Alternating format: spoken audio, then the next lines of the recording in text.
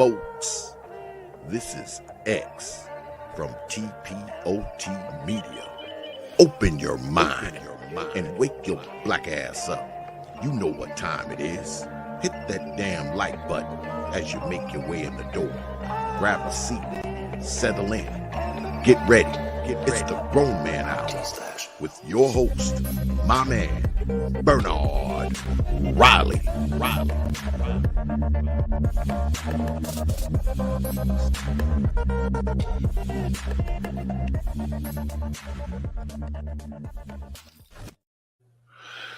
All right, everybody, what is going on? What is up? I see people already making their way in the building. Make sure you hit the like button as we get things started. Make sure you hit the like button as we get things started. Why am I never quite in the center of the frame?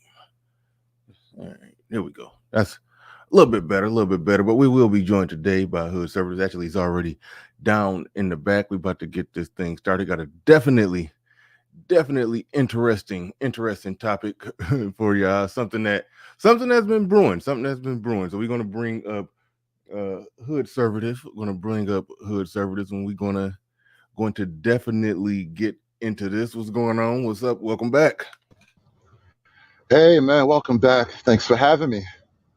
All right, right on. Yeah, man. It's yeah, man. You when it comes to coming up with interesting topics, man, you normally knock it out the park. But I think he's setting us up for a banger right here. I think he's setting us up for a banger right here. I am only reporting on the environment. I'm like the weatherman. I'm trying to tell you guys there's a storm coming. Right on. No, it's truth in that. It's truth in that. But so let's talk about this. Let's talk about this. Let's set this up. What how did you get to this point? And I don't know how I feel about that background right there. Look like Sorry, I'm trying to park this truck. Give me like 2 minutes. Okay, all right, go ahead. Yeah, go ahead. Yeah, So no. The thing is, I've been watching this conversation for the last few weeks, right, with OB, and a lot of guys, really, just a lot of guys, are sort of in the well, it looked like he having some technical difficulties. He pulling up at a truck stop. He pulling up at a truck stop where he gonna pull up and had a conversation, at least get it started there. So while he get everything together, because it looks like he's on mute right now. I don't know what's going on, but while he get everything together, I'll more or less set it up. He'll probably do a better job, because it was his concept, his thing that he came up with. So he'll probably do a better job. But either way it go, it seems as if there's a divide. I remember we said before. So I don't even know who started saying it first. B1 really just means, black first. It means, black woman first. Black woman is God. I traced that back to Obsidian, by the way. What? Oh, that B1 means black woman first. That's as far back as I can trace it.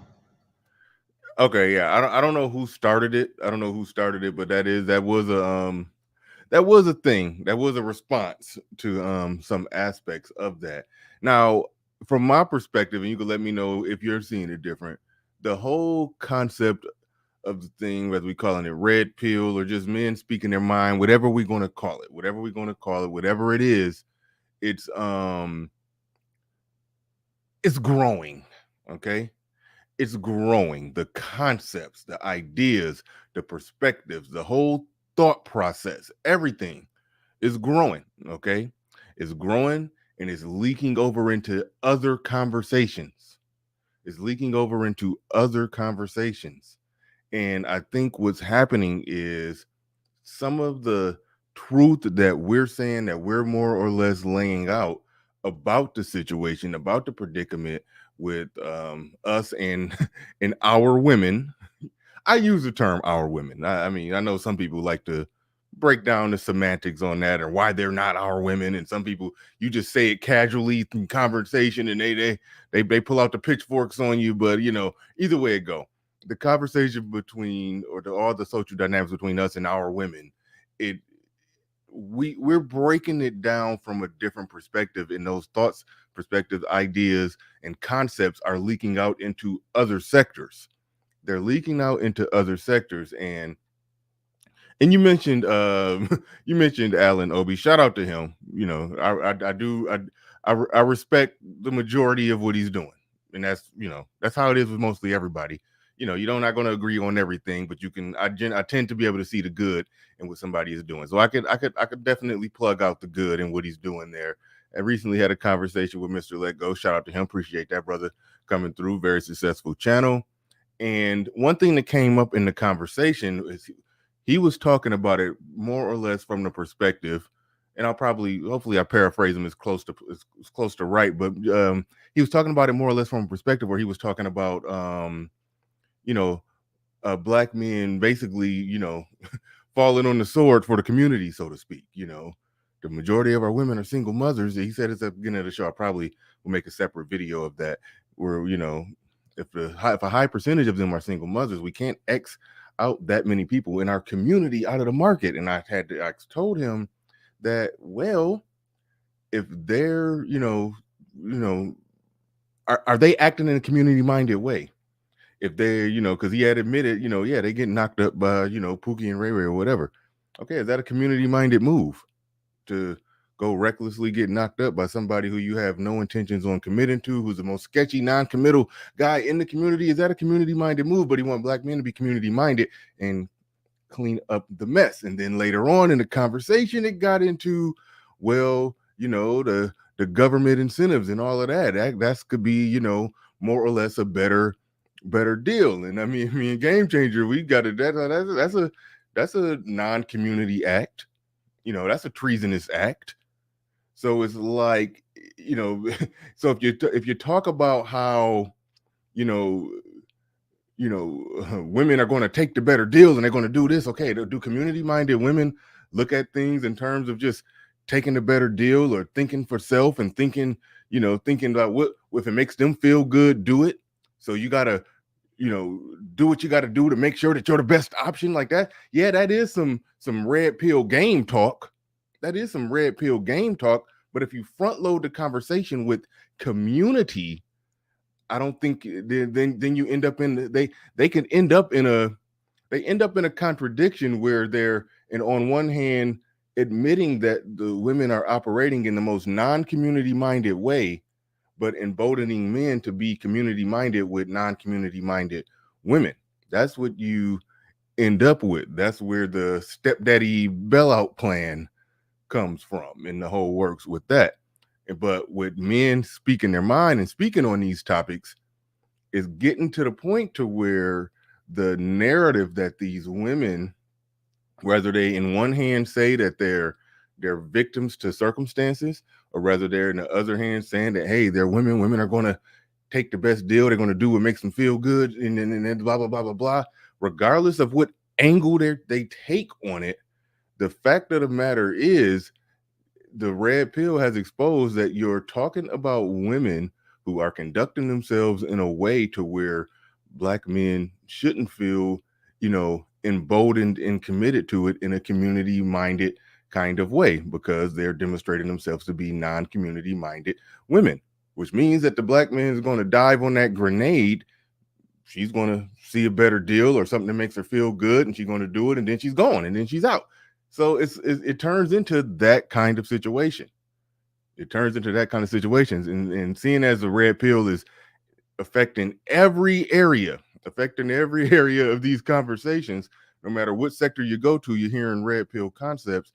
It turns into a situation where a lot of men are looking at it from my perspective. They're looking at it, they're stroking their beard, they're thinking like, wait a minute, all of this stuff that we're saying that we need to do, and the outside forces that are causing it, it's like they're starting to look at it and see that the problem is coming from within. The problem is starting at home. They're starting to see that now. So that's my general bullet points of how I interpret, you know, the title of this discussion is the red pill killing the pro-black movement. But with that said, I'm pretty sure Hood Servative is ready now. I'll hand it over to you to give your your bullet point outline layout of this conversation. Go ahead, you got the floor, you got the mic.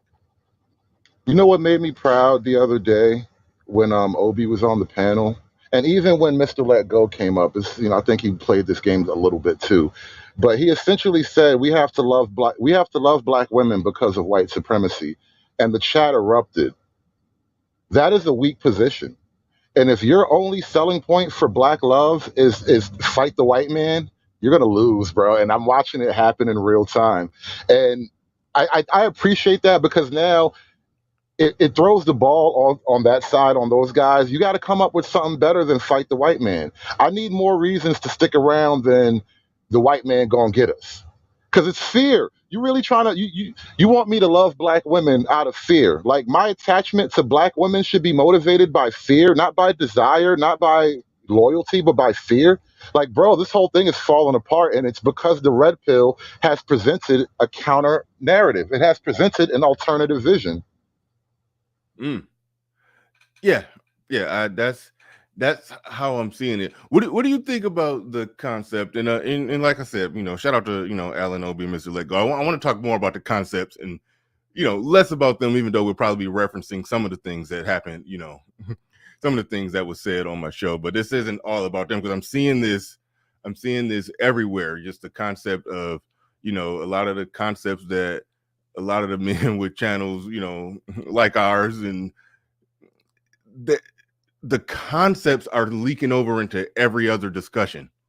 They're leaking over into every other discussion and affecting everything. Like, what's your general thoughts on that? But I think it's true. The pro-black sector is feeling it the most. But what's your overall thoughts on how these concepts they're leaking out there? It's almost like I kind of looked at it like we're like underground rappers, but the stuff that we're rapping about is going mainstream. That's how I always look at it.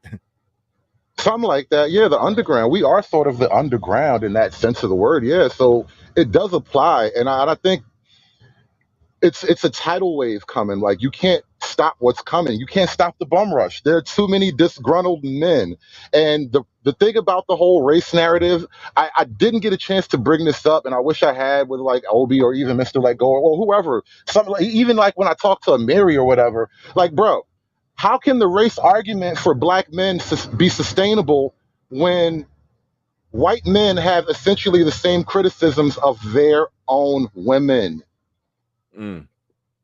White men are out here complaining about baby mamaism and young girls being thoughts and all that stuff. So, like, if the white man has the same complaints about his woman that the black man has, how is fighting racism going to check this woman? That is a good point, and that goes to one of the points that I make a lot, is that a lot of the problems in this country, a lot of problems that we have, they're problems everywhere. They're just on steroids with us. White women and women of other races, they're responding to this freedom in their own kind of unique way too. They have their subset of women that that looked up and realized, the world is civilized and structured in a way to the point to where I can make 40K in an air conditioned cubicle and be free and do what I want. That's that's a big part of the reason why their birth rate is down. That's so they're dealing with these problems. The birth rate is down, and the babies that are born, the single mother rate and all of that is going up. is going up. So they're dealing with that same issue. They're dealing with that same problem. So you run into I don't know how fighting the white man is going to correct these things. And when these are problems across the board, and that's another thing too. This is why the conflict has to happen, because we can't have both visions. You can't tell me on the one hand that I have to I got to join up with the black woman who is uncooperative, to be polite about it, right? I have to join with her to defeat him. Meanwhile, he and I don't actually have beef. She and he have beef. Hold on. Explain that one. Back up and explain that one. You say you and him don't have beef. Black women got way more beef with the white man than the black man does at this point in the game. Hold on, I was looking at the chat. Hold on, wait, would it say that again? Black women have way more beef with the white man than the black man does. Black women got way more beef with the white man than the black man does. Explain that one. Some would say you're wrong. Some would say you're wrong on that one. So substantiate that claim. Well, a part of it is, sexual politics. So, it's the men that don't want them will always be their enemy in some kind of degree. So that's part of what's going on here, because white men are largely not feeling black women. Black women it's easy to make them the enemy. So it's easy for the white man to be a black woman's enemy just on that level alone, right? And then when you add in like women who make it into the corporate world, women who make it up out of like, regular black society or whatever, and they get into the situation where it's a lot of white men, again, the being overlooked and passed around. And I've made this kind of argument before about like, the BLM is essentially a bunch of chicks who are looking for, how do you say? They're looking for white validation. Whereas I don't know that the black man is looking for white male validation in any of that capacity. And so it fits in my mind that she is setting us up to fight her battle instead of, holding your own nut, so to speak. Courtney Williams in the building says, "Good morning, gentlemen. Good morning to you. Good morning to you." Yeah, I listen, and most of y'all in the audience, y'all know where I stand on that. I don't look at the white man as, the oppressive force against me. I see system, and by a system, I'm talking about a country, a free country where we got, full reign to, I won't say full reign within the confines of what you would expect in a civilized country to more or less do what we want to do. Nobody stops me from starting a business. Nobody, if my business isn't growing, it's my fault. It's my own fault. I got to roll up my sleeves and figure that out. See, so it's like, if we really break down what our fight is, I don't see the big bad bully white man in the way. I don't see that anymore. And again, that circles us back to the pro-black argument and the red pill and the pro-black and all of that. They have their conflicts, and you see some of that conflict play out within the manosphere where, I'm sure you've been called the conservative and everything in that regard. And then there are some people in the manosphere who they will say, oh yeah, white supremacy is definitely a thing and it's affecting everything. And then when you take that and then you apply it to the conversation with the women, then I think some of the water get muddy in terms of, and I've said this before, that once you start accepting that we're in some oppressive system of white supremacy, then, once you accept that, I think the pro-blacks do have a good argument when they put the cape on for the women and say, hey, you can't criticize them because they're oppressed individuals. They're in captivity. How you going to criticize them? You're the man. You got to go figure out how to become, not in captivity no more. Then you can go deal with the woman. They are right when they say that, when you accept the premise that you're a captive individual, then that means you're captive, the kids are captive, the women are captive, everybody is captive. But once you realize that that's pretty much nonsense, then it turns into a different conversation. Then it turns into a individual choices conversation, a freedom of association conversation, a personal responsibility conversation.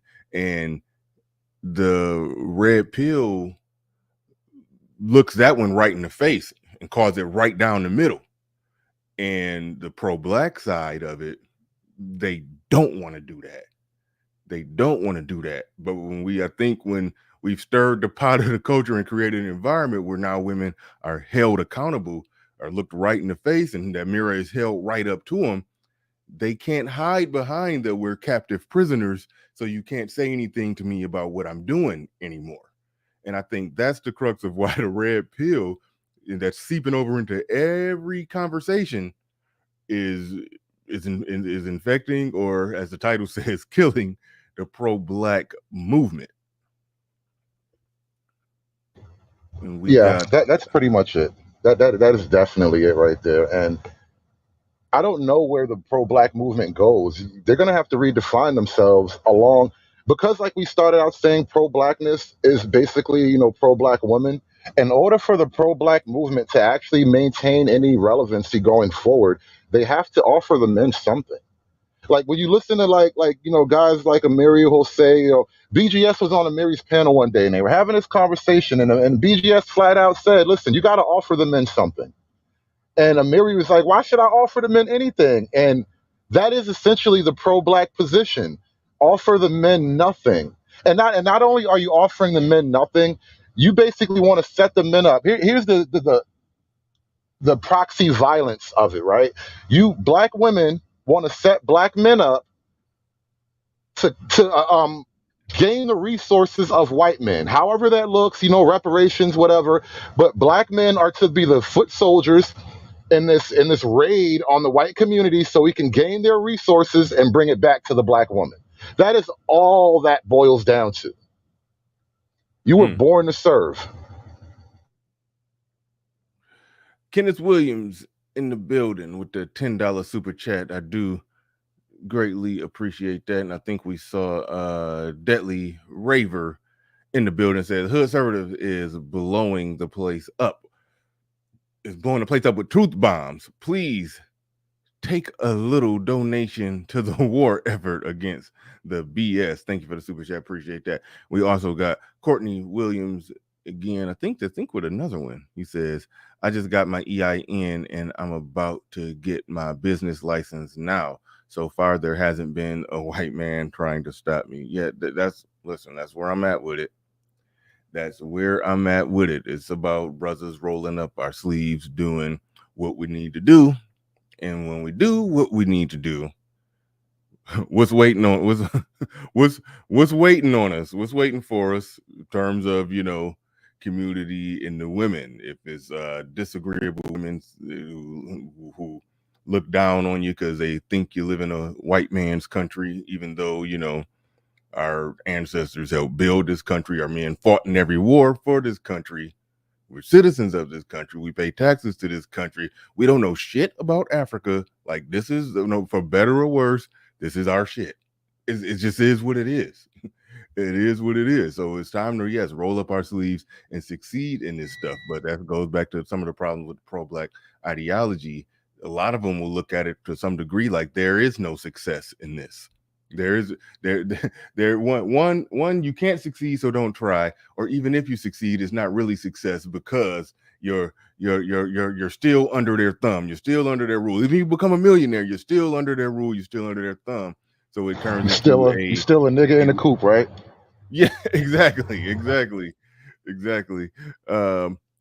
that Prime Time 89 in the building says being pro-black would tell you to date any black woman how she I think that's supposed to be any black woman how she's shaking my head. I'm dating a black, not because her race, it's her character.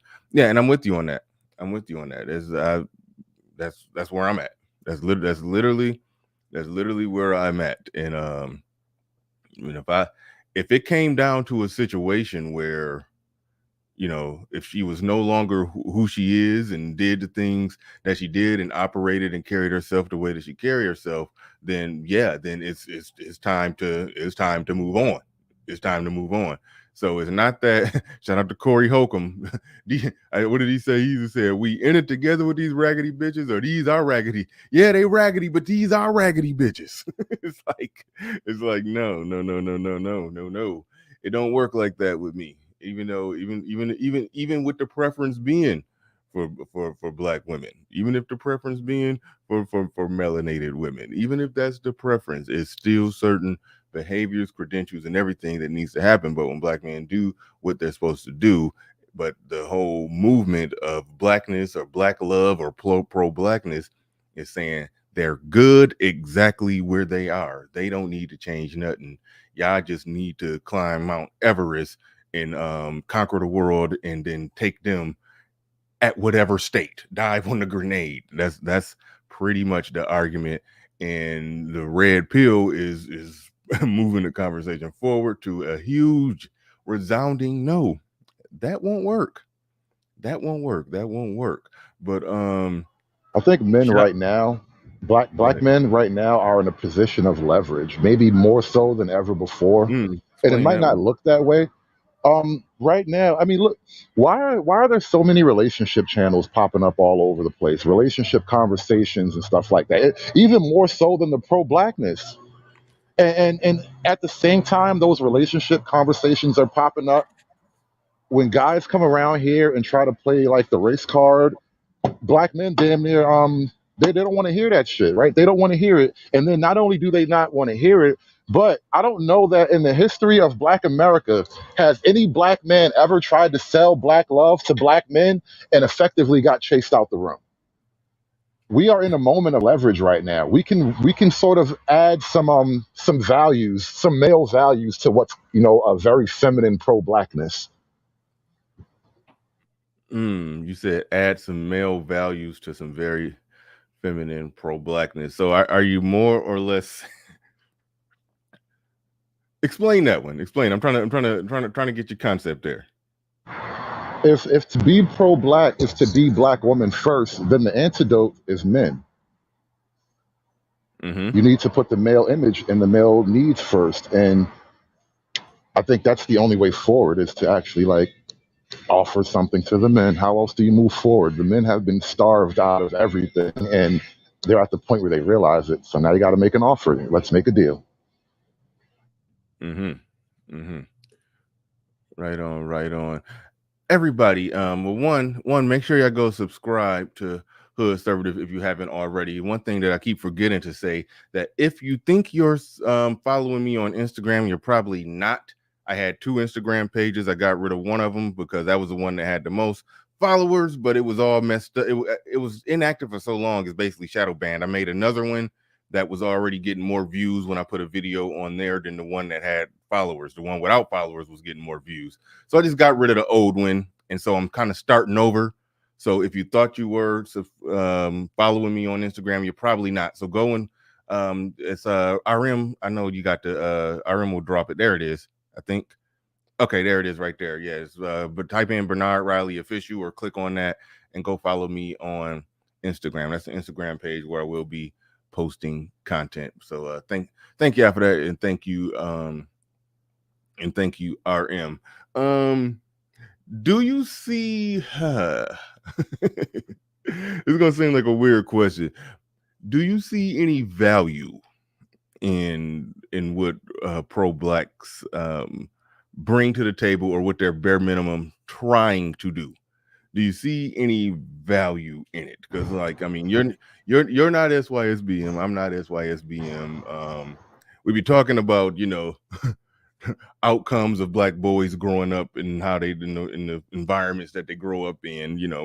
We so, like, do you, obviously you think it need to be tweaked, but do you see any value in just the concept of, black people thinking, even though I think they're doing it wrong, but just them being on some to get out of there, Trey. let me ask the question, Trey. Let me get the question out first. Do you see some value in the attempt, even though they're probably doing it wrong? Do you see any value in that? Are you muted? I do see value in the sense that, group survival strategies are valuable in and of themselves. So yeah, I'm not going to say there's no value in it. However, the framing is wrong. The placement of everything is wrong. And there is no group without family units. And not just, men and women making babies, but the actual spirit of family. I'm listening to conversations, and several times phrases like this have jumped out. But the most recently, I'm listening to. I actually got into a little spat with a woman, and she was talking about how she's going to build some black utopia dream village or whatever. Well, no, the question she asked was, why don't the men build it? And I said that black utopia stuff is a fantasy anyway. You're setting dudes up to like chase a waterfall, and so when she responded, she tells me, "Well, I'm building that fantasy myself, and I don't have men in my family, so I got some younger men in my family, some boys, and they're helping her." And so I hit her right back, like, "Man, no man is going to build a society with uncooperative women. Where's your husband? You clearly got boys that you can manipulate, but where's your husband?" And she admitted she didn't have a husband, and for a good reason, because she doesn't need a husband to build a community. And that's when I hung up and left the conversation, because that's where it is right now. Pro-black women don't believe they need black men to build a black community. I don't know how you fix that. I got more questions about this community that she's building. When people talk about, like, any individual says, "I'm building a community," like, okay, are you saying that you're buying a large lot of land and you're building all the property on it? Like, what exactly is she saying? What exactly is she saying? Like, it don't work. It doesn't necessarily work like that. It was a black female real estate investor who did, she did buy some land and put some houses on it, and she's going to rent the houses out for a profit. Like, that's called normal.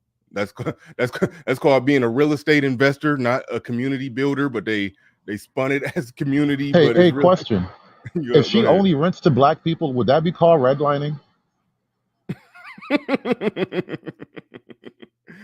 White lining or something. I don't know. They gotta call it something. But I don't know. That's funny. That's funny. But so I don't know what people mean when they talk about, building a black community. The way it works, okay, there's the hood over there. When black people get successful, they move out of the hood. They get integrated and sprinkled into either predominantly white neighborhoods, and in some cases, that sprinkling will result in, the population of black people in a particular neighborhood getting so high to where white people gradually start moving out. And I saw this happen real close to me. I've talked about that, how a place, a little neighborhood, damn near down the street from me, I noticed it got more and more black. It's like 80% black. When I first moved in my house in 2014, I first bought my house in 2014, it was, maybe 10% black. So it happens in that way, where it's like, just from people moving and buying houses, that you could end up with a nice middle or upper middle class, or, not quite upper class, sometimes some cases upper class, but you can end up with some, nice upper middle class black neighborhoods. I see them all the time. There's lots of them sprinkled all around. But the way it works in a free country with a system in place, it comes down to you, the individual, buying an individual property with a house on it, and that's where you live, that's where you reside. And if the majority of your neighbors are black, then okay, we got a black community. Yeah. So yes, there are upper middle class black communities, but the unfortunate thing is people that want the black togetherness, let's build Wakanda. Like, no, the black people that got their head on straight, that got successful, that moved out the hood, they're just sprinkled all around, all over the place. So when somebody says, "I want to build a black community," I'm like this woman. She said, she's like, did you ask her the nuts and bolts of what she means by that? Why would I even bother? A woman who can't get along with a man cannot build a community. Stop. Stop the cat. Yeah. I just want to know what I mean, I really want to know what she means by that. I really want to know what she means by that. For somebody to actually like the net price tag in building something big enough that will be called an actual community that you built, it's like, no, chances are you don't got the money to do that. What you do have is the ability to take out a loan for one house. That's what you can do. That's that's what she's bare minimum going to do, and she could probably encourage other black people to move in when a house comes for sale. So I don't know exactly what she means by that. But Black TV in the building, he says, sounds like begging for submission. No man moves on the accord of how women dictate. Can't beg women to get on your plan. Just do it. I don't understand what he's talking about. I think that's just a general statement. Thank Yeah, you. but he says sounds like begging for submission. E Black, explain who in this situation is begging for submission. Pro-blacks. No, Pro, hold on. No, they're bro. not. No, Hold hold on. on. That is why I said what I said when Obi was here. Your whole posture is that of requiring the men to submit. Despite the words that come out of your mouth, the energy was you niggas gotta bow down. Y'all gotta stop. Y'all need to just fall in line. That was the energy. So if anybody's being required to submit, that is the pro-black position for black men. You I have to know. submit to her for her to submit to you. Okay, all right. So when E Black said sounds like begging for submission, I think he was talking about men begging women for submission. But if the pro-black proposition in many ways is for men to just submit to women, then that's not men begging for submission. Some people try to say that men who talk about submission online are they just begging for submission. I don't know if he was trying to hit us with something that I consider to be a straw man argument, because I think when men talk about submission online, I think what they're talking about is they require that, like, my woman is submissive, and that's that is what it is. That's end of. That's how it works. OGJ Speed, I'm gonna have to make sure you get the link today.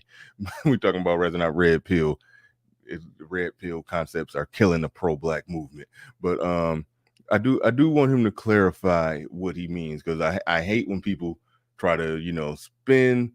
I think a good discussion where men drawing a line on what they require, what they expect, and what they won't tolerate, they try to spin that into, oh yeah, I just begging women to submit to y'all. That's where I thought he was going. But to what you're saying, I do understand completely. There is an aspect of it. Okay, hold on, wait, here we go. He says, Hood stated, you can't build a community with unruly women. Equals beg for submission. All right, go ahead and respond to that. So No, I knew no, he I, was I he was think on. Go ahead. I think I had an accurate assessment. He and I are not in disagreement. I don't think that was a shot at the show or anything like that. That is the state of affairs right now. We have to beg for submission, and then maybe they'll submit. Mm. Okay, I see where you're going. I see where you're going, but just by you stating to a woman who's talking about why haven't black men built this said community, even though I think the concept of building a community in this day and age when everything is practically already built, yeah, just basically reshuffling the seats, buying property, buying real estate, buying houses, and the chairs. It's just musical chairs at this point. But but I do think when you responding to that woman, by saying that when she said, why haven't men built that community? And you said no man, wants to build a community with unruly women. I don't think that's you begging for submission. I think that's you saying no. I think that's you saying, I'm not going for that. I'm not tolerating that. Community this, community that. No, I'm a man. I'm working. I'm going to buy a house. I'm going to build my own self up. And any woman that comes in is going to be coming in on my terms. But as far as this big overall overarching collective community thing, I don't I don't see a collective of black women getting on board for a large majority of black men to where this community thing can work. So I think what Well, he's that's where the getting. submission thing. That's why I think you're kind of taking it from the wrong angle. That's your position as a man who is not like ostensibly pro-black. You're like pro-you. Whereas the pro-black male position is, if you're working with an if you're a man working with an unruly woman, your day-to-day life is begging for submission. Yes, I agree with that. I think it was an embedded charge up. I think there was an embedded. I think he's charging you up with some shit, and you don't realize that he's charging you up with some shit. I think that's what's going on there. I'm trying to find the rest of his comments, but I do understand the concept. If you're with an unruly woman and you got a problem with her being unruly, because she can be unruly. If you accept her as the ruler, then she's not being unruly. She's just ruling, and you don't like her rule. So so if you're submitting to her, you can't call her unruly, so that's where I'm at with that. Shout out to Judge Dilla in the building. He says hood server as someone that rents to Section 8 families, if you just building it works out well. Oh man. Yeah, trying to find the rest of. Oh shit, I gotta oh man, that was one of those sneezes that wanted to come, then didn't come, then wanted to come, but didn't come. But damn, it finally got out. All right, cool. All right, but yeah, no, I think can't build a community based on skin tone. Trying to find. All right, I'm not gonna find the comments I was looking for. I see they're going, but I think I did have some super chats that I was trying to get to. Did I already read this one? Having a pro-black mindset is beneficial if a black person has a lot of money and wants to invest in black businesses, development, and education. Now that's where I'm at with it. That's where it'd be a lot of people talking pro-black stuff who are millionaires, if not damn near billionaires. And I'm like, the amount of black businesses that you can invest in, and possibly get your money back too. Like if you really bout it, it seemed like you would be on that as well. But to the pro-blacks on the ground who don't got money like that, who are talking about community, yeah, it would come down to black men and black women getting on board with each other. And for me, getting on board with each other means a woman getting on board with the man following his lead and having a family and producing some children and raising those children to be the type of citizens that you want to see. That's how it typically works in community. So we 100% in agreement that if we're talking about unruly, out of pocket women, that type of community, like I just described it ain't happening. It won't happen. That's the reason some woman is sitting there saying that she's about to try to build a community for separate and apart for women. Like what is she talking about? That's an interesting thing. I would like to hear that conversation. E-Black says Bernard Riley, exactly. Some men want to build with unruly and beg for submission. Build with those that want to build. Okay, now I see what you're saying. Yeah, we're in agreement. Okay, yeah. Now I got him now. Listen. I be so on guard for people trying to slip in bullshit that I sometimes see bullshit when there's no bullshit there. But so all right. Yeah, we almost to the point where I could throw the thank you for that super chat again, E Black, and thank you for that Dame C. We almost to the point where I can throw the link in the chat and get a conversation on this, on how the red pill, I think the red pill is weighing heavy on a lot of the brothers who have the pro-black talking points. They have the microphone, they have the spotlight, they got the the women listening and the whole works and everything, and you hearing it slip out. You saw TD Jakes have a moment. You heard, Umar had a moment recently. It's like it's like it's seeping into all those conversations, and it's changed. You can't run from it anymore. Yeah, exactly. It's turned into a situation that they can't run from anymore. Gregory Scotland says, Nate Dogg, we can build if we have mostly black women such as Crimson Cure, Danica Marie, Chantel Simone. If we have YouTubers, yeah. Okay, I'm just playing. But Chantel Simone. No, that is funny though. We're gonna build a community with YouTubers. Like this is where we are, right?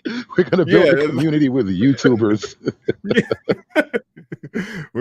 The community must be built with industrious female YouTubers following a business model that they saw laid out by men. like I mean, listen, their ideas, their concepts, and everything that they promote is cool and awesome, and I support them doing so. But I do think it gets weird when you say when you highlight YouTubers as we can do it. We can build a community. We just need these. We just need women like these female YouTubers. It gets weird. It gets weird. That's all. I think it sort of highlights the nature of the problem. That, I Mm-hmm. mean, your average like red pilled. First of all, black women who are red pilled are few and far between. Like I see a lot more white women who are trying to like talk about these issues than I do black women per se. So even in that, there's just not a deep enough pool to draw from. Yeah. Yeah. And that's why I say, and I don't like to talk about it that much because I don't like to sound like I'm somebody who's hating. But I just say I wish, I hope, and I ideally would like those female YouTubers. I don't know how they're going to do it, but if they figured out a way to get a majority female audience to somehow make their content appeal to women, but maintaining the message, I know that's difficult. But if they figure that out, then all right, we got something here. We got something, But that's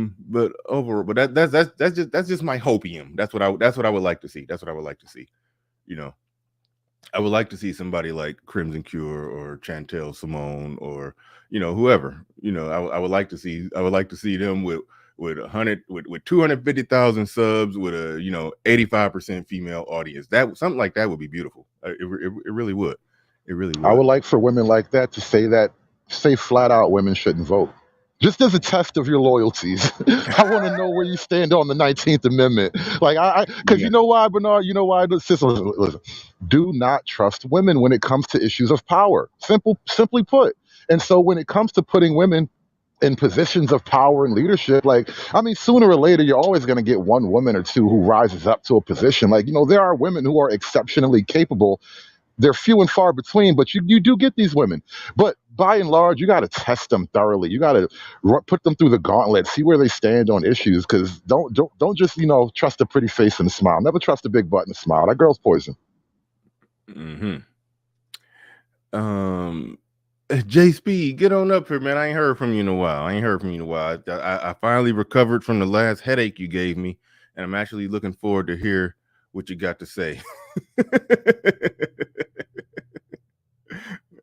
But Hood Servative just dropped off. I'm sure he'll be back. But we got Kid Styles in the building. Well, hold on. Here goes Hood Servative. Can you hear me? In here, yeah, we can hear you. Go ahead. Loud and clear. All right. Yeah, we can hear you loud and here. Yeah, what you got on the subject of is the red pill basically killing the pro-black movement because it's so pervasive now. It's staring them in the face. They can't ignore it. Well, obviously, I agree. 100% in agreement with this. I came to the space from the MGTOW side of things. I guess you could say from the white manifest side of things, even though one could argue there's no such thing. So the way I look at this is kind of not unique, but I kind of look at it from a more broad spectrum. The red pill has been exposing a lot of truths in a lot of aspects of society, not just pertaining to the black community. You got white guys, like Hood said earlier, they got the same problem. You could watch any Fresh and Fit podcast, any podcast where they have a bunch of women up there. The white women are acting just like the black women. It's the virus is spread. If sometimes they're even more ratchet. It's so crazy now. I've seen podcasts where the black women are more behaved than the white women. The white and Asian women or Hispanic women are acting. They doing more neck rolling and tongue twisting and snapping than the black women are doing. This is what I say about that. I've seen more black women come to blows on that show than the women of other races. But the women of other races, like I literally saw a white girl sitting up there, twirling her hair, her hair that grows from the root and all, but sitting there twirling her hair saying, yeah, well, me and my boyfriend, we're like seasonally monogamous. And I'm like, what the fuck? Like, so they be on some fuck shit too. they be on some fuck shit. So I mean, we can't sit there and pretend, but it'd be like it's different. It's some bullshit, but it's different bullshit, Nah, not really, bro.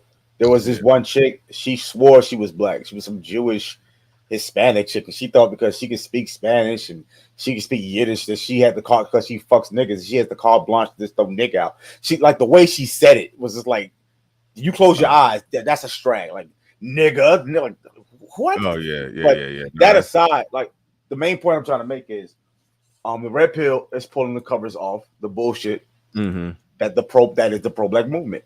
It's bullshit. That's all it is.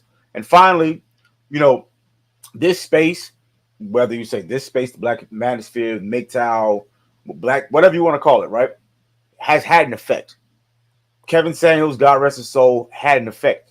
I remember my brother's friends would come to me. Are you guys ever heard of Kevin Samuels? Like, nigga, we've been on panels with this niggas for years. Yeah, I've been know who this dude was. But you have people who you would, like my parents, my dad making jokes about as he likes to refer to it now, the nigger spears. It's because it's starting to go mainstream. So, like, these ideas and these concepts are getting out there, and it's really getting hard to ignore what's in front of your eyes. It's really getting hard. That's why now you're starting to see these channels like Zoom to Thailand and all these. I watched one of those clips from Zoom to Thailand. It's really hard to art. You can say tricking this and he ain't got no game, but bro, stop. You can't argue with that. If you see how he's treated on that channel, it's hard to argue when you watch that one master teaching all these guys who are living their lives and showing you a different way. It's real hard to argue that. So for somebody that's logically based and minded who just ain't with the fuck shit, you now have an alternative. If you're not like you're new to this space or you're not familiar with these concepts, you don't feel like you have to stand in it, as Nate would say. You have an out, you have an option. There's an alternative. So, the pro-black movement, that dog won't hunt anymore. It's getting real hard to make that case because now we see the world for what it is. And we see that a lot of this stuff is both. I'm going to say this and I'm going to be quiet for a while. You referenced Alan earlier. I don't know him from a can of paint. I don't have anything against him personally. But his rhetoric is extremely dangerous. He's a grifter like no other. He's just like any other race grifter you've seen before. I'm not.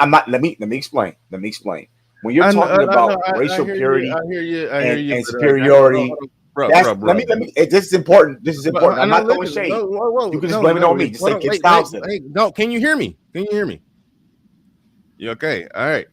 I can talk about ideas and concepts. If you're coming up here calling somebody a grifter, you are throwing shade, and I'm not against calling a spade a spade. I mean, it's the truth. I don't care. It's the truth. Well, nigga, this is my channel. Okay, well, let's talk about his ideas. Let's just talk. So just talk about ideas. Talk about ideas. You know what it is? I have a delay. I'm sorry. I got a delay right now. Okay, cool. I'm sorry. That's why we're talking past each other.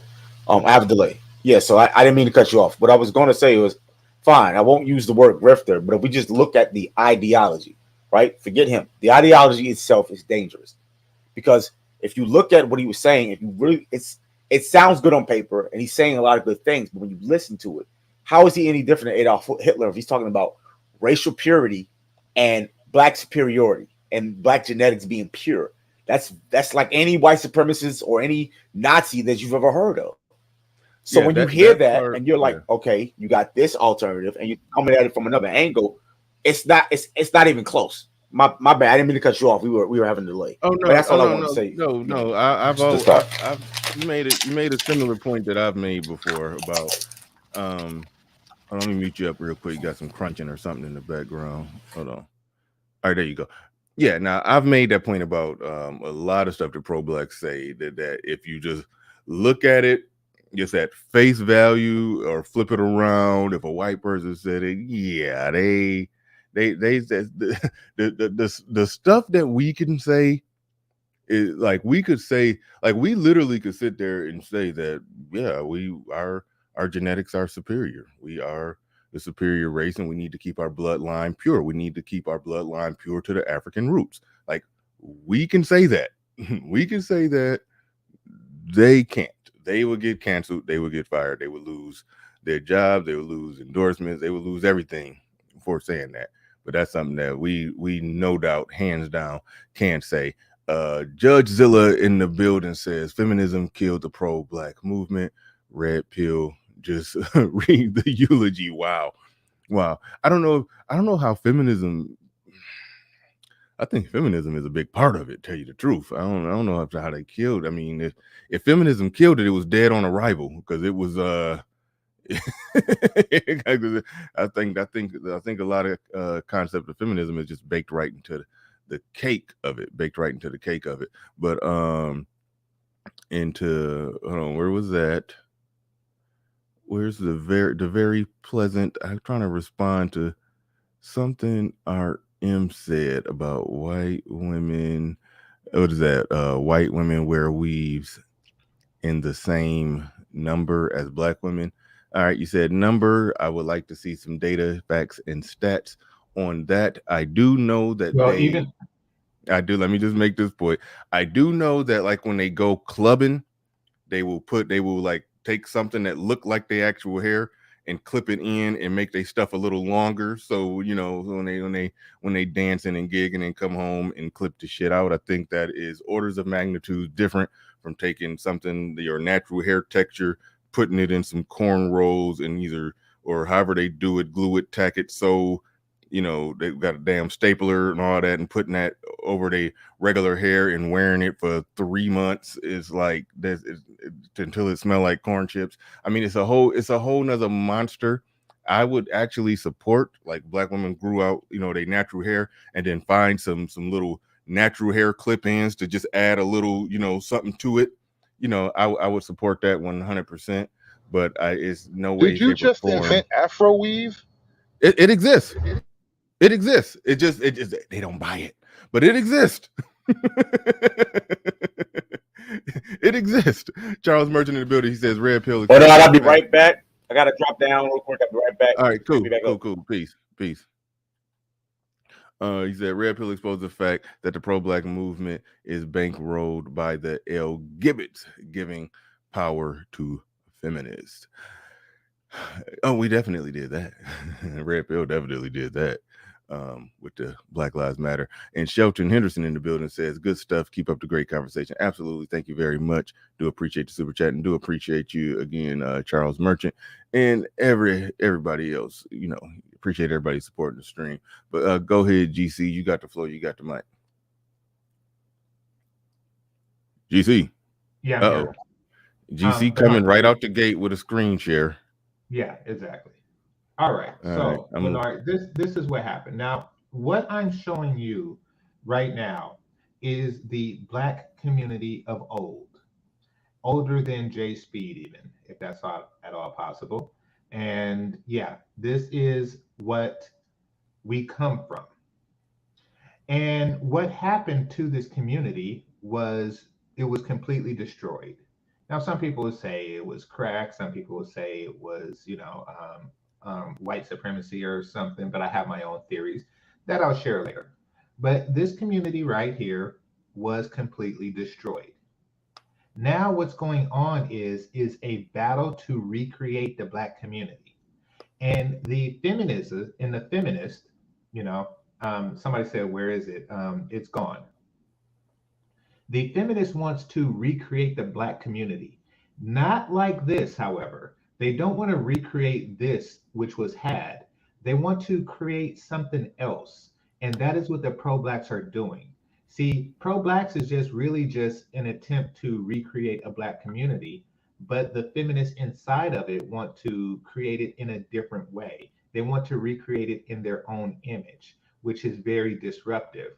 And we, Black men, would like to see something more like this, where women wore a dress and did feminine shit like we see on the screen here. You know, that is what we would like to see. They don't care. So that is the difference between pro-Black, because we're all pro-Black. It's just that we actually care about the benefits of Black. Game changer. They can't do feminine stuff because they have to go to work and lift up 3-pound staplers in air-conditioned cubicles, and that's making them masculine. Yeah, I hate to tell you this, but these women went to work too. The women who were previously on the screen, they went to work too. And yeah, so that whole I gotta go to work is crap. And I was just at the car auction place yesterday, and there's a big difference between woman work and man work. I don't want to hear shit. Explain that one. Yeah, that was good. Oh yeah. Okay, so I go to the auction to buy cars, save money, and I don't believe in car notes. So I'm there, and they in Danville, and they all the people that are processing the auction, and they're preparing, and they're doing all that stuff. They're doing all the clerical stuff. Even though the auction is once a month, they have a job like the other 29 days in a month, and they are just there water cooling it, and all that stuff. But the men were outside because they don't just sell cars, they sell tractors, and those basically any state property that when they're done with, they give for regular use, like if you like those little buckets that they put the man in to put the telephone poles up and shit like that. They sell pretty much everything there, right? I always go there for the domestic cars. But it's men out there working on those. It's men out there parking those. It's men out there washing those. It's men out there processing them, taking the pictures for the website. It's men out there actually in the heat, in the California heat, doing the work while they sit on ass in the air conditioned building, talking about who's fucking who and who's getting fat. That is what they do all day. And then they come home after men outside does all the heavy lifting, and then they say that I can't do my womanly duties because I went to work. Bitch, no, the guys outside went to work. You went to play. And you wouldn't have went there if they didn't make it easy for you. You could have just married the guy outside that's shining the rims and shit to get the cars ready for auction day. But nope, you thought that work was a better deal. So miss me with this I gotta work shit. I don't want to hear that. That's just an excuse that they make. Jackie, what do you do? How much do you lift at what you do? Is that, are you asking me a question? Yeah, yeah. How many pounds do you lift at what you do? I don't lift that many pounds. Exactly. That's my point. I mean, when I'm shipping packages, I have to carry a few pounds, but that's it. My point is that your occupation does not hinder you from being your womanly self. It does not. And never do it ever do that. Never do it ever hinder them from doing their womanly duties. They just use it as an excuse. They be lifting cups of coffee to their boss all day and then come home and bitch that like they tired. Shut the fuck up. You lying. You lazy and you looking for an excuse not to get me a sandwich which weigh less than the coffee you gave your boss. Shut the fuck up and do your womanly duty. That's it. That's all I have to say. Right on. Amen. Shout out to y'all see RM right there posting my new Instagram. If you think you follow me on Instagram, you probably don't. You probably follow the old page that's basically deleted. So go and follow the page that's being dropped in the chat room right there. Go and follow that one. We got I'm debating. I think I want to skip OG and go to Jackie because I think it's going to be a fight after. No, I think OG came in peace. We'll see. We'll see. I just could feel it in the air that he on some bullshit. But but OG, man, I ain't heard from you in a while. I ain't talked to you in a minute, so I'm glad to have you back on the show. What's going on? Good morning, sir. I hope everybody's doing well. Yeah, you know it's gonna be a fight. You already know that. When you say some bullshit, some bullshit gonna come back at you.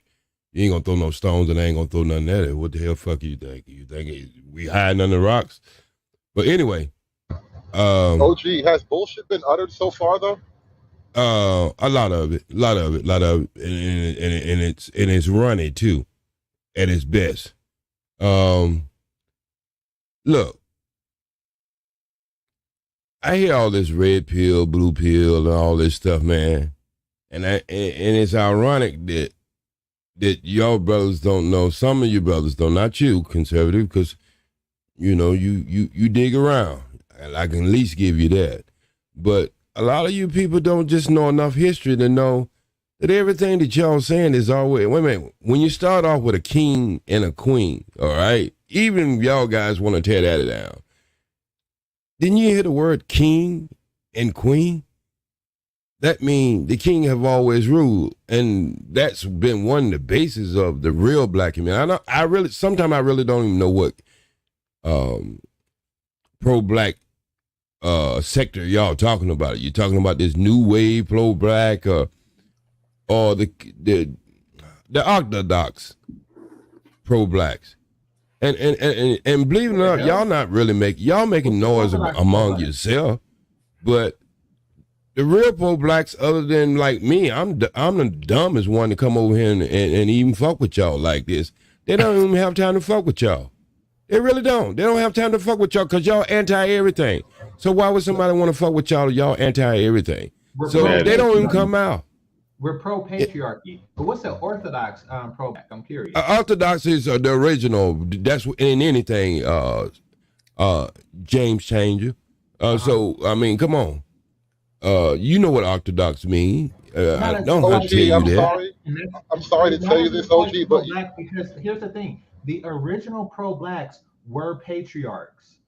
Let's be clear: the original people who were for black people were patriarchs. They were the people who, I showed in the video just now. The original pro-black. No, you got them watered down Negroes that you was trying to make. That was not the really original. No, them watered down Negroes was the ones who was trying. You're saying that again. Let's look at the biggest movement in this country. That was Garveyites. The biggest movement in this black movement. All right, let's make it one at a time. Okay, so he's just spilling out some things that it was not true. He had them watered down Negroes, and them the ones that the pro-blacks fought against because they're the ones they're the ones who were shot in the mainstream, and they're the ones who was trying to integrate. The real pro-black movement, the real pro-black movement in this country, and it was the ones that started before the Garveyites. But the Garveyites started first, and then you had the Nation of Islam started in 1930. You talk about the churches. Churches. Hold on. Let me back up real quick. When you said the ones that he showed, you talking about like the black family that he put up on the screen in his video? I mean, you close one eye, you don't know if that was a black family or a white family. Come on, bro. That's the point. Hold on. Wow. No. I'm not talking about what they was wearing, what they was living. This is why that shit's dying, OG. Hood. Let me make sure I get this right. Let him handle this because he think he can handle it. Let him try to handle this, Hood. No, I'm not trying to handle nothing. I'm just trying to get clarity. Are you saying that pro-blacks would have a problem with that family where it looked like a man, a woman, and some children at home? The guy looked like he just got off work, and the mom looked like she had the kids doing little activities on the floor, and everybody looked real happy, and they had dinner and then ate some apple pie afterward. Like, are you saying pro-blacks got an issue with that? So no, and you put it in the way you like to put it, and you like to put it in because that's the way you hear it. What I'm trying to say is that was not the true representation of what even black people, masses of black people looked like in them days. Yes, it was. Let me see. No. This is, you can say what you want to say. See, y'all can say what y'all want to say, but you can't say what you're actually looking at.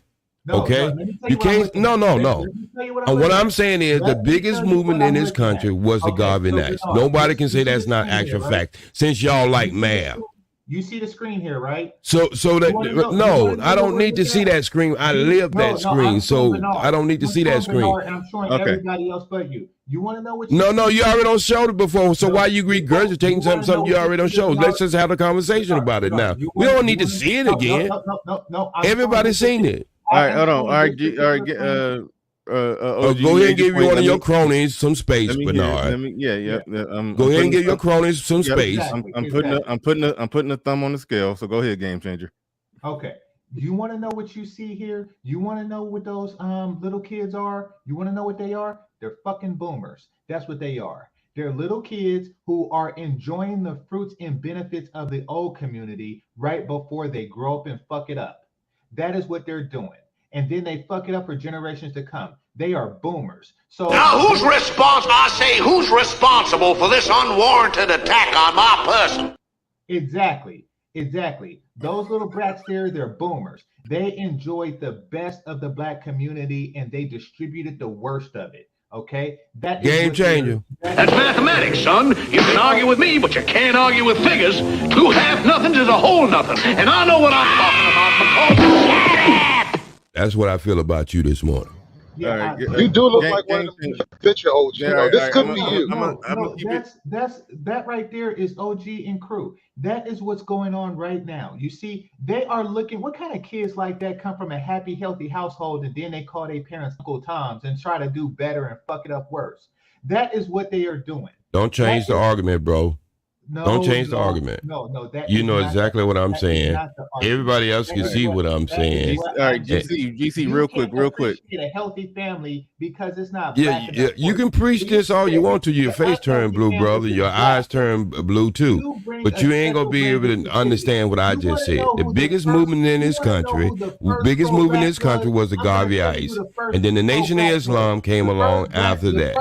And then y'all try to use the preachers, talking about the preachers was not getting red pill. Come on, man. The preachers have always been what we call a middle ground. They ain't been pro anything. They had white Jesus in the church. They had white Jesus in the church. All right, let me wake up. Yeah, hold on. All right. I gotta pass it because y'all talking at the same time. I apologize, audience. I spaced out and started daydreaming and forgot they was even talking. But all right, I'm back. Here we go. We're gonna pass the mic. Game changer. The link to whatever this video is from. RM will drop that. Just drop that in the chat room so RM can get it. She hey, Bernard, real quick. That video, that GC is playing, it's from a documentary that I've discussed several times. Sell to the Negro. It was produced in the late or early 50s, maybe late 40s, after World War II, right? And basically, by the time World War II ended, Black America was the newest member of the middle class. Pro-blacks came along to blow that shit up, just like GC said. The children in that video are the pro-blacks of today. They are OG's age, the boomers, and they destroyed the dream. We had it. We had so much, and you're pissed on it. Now, again, this is one thing that I've said when they start talking about, sell to the Negro. That tells me that the Negro must have had some money to buy something. If they had a whole a marketing campaign on how to sell to them, that just throwing that out there. The marketing campaign for selling to the Negroes was Bernard. They buy the same shit generation after generation, so you don't have to even give them free samples. Now, anybody who ever been into marketing know that. Documentary. You did not watch the documentary. Listen again. No, I understand you did not watch it. Bro. You did not watch it, bro. This is what I'm just telling. They said you can talk to the Negro exactly the way you sell to the white man. No. Let me tell you something. We were on par with white families. No. Your daddy bought a Cadillac, his daddy before that bought a Cadillac, and his daddy before that bought a Cadillac, and the daddy before that probably rode on a damn mule. One of the things in marketing, when it came to the black community, was you can consistently sell them the same thing, just like y'all talk about the Democratic Party. That never go change. Now, you new Negroes who trying to fit into every hole you can fit into it, so you don't know if you want to wear a dress or you want to wear pants. Y'all just fly by night. That's pro-black, no. So y'all can say all the kind of crazy shit that y'all want to say, but no, this is your generation. Y'all can say all the crazy shit y'all want to say, but when somebody come and give y'all a little pushback and throw rocks at y'all can't handle it. But y'all can say all kinds of shit. You can call women knuckle crawlers. You can call women apes. You can call women all kinds of stuff. But as soon as somebody come back and throw a little rock at your damn window, y'all can't handle it. What you talking? I think we handle you throwing rocks quite well. OG, I can handle it. I didn't throw. I say to women in general, the black community in general, and another thing, y'all don't even know enough about pro-blacks to even have this conversation. Just like I say, I'm the only dumb one to come over here and fuck with y'all like this. Because what they're doing, they don't give a fuck what y'all doing. They really don't.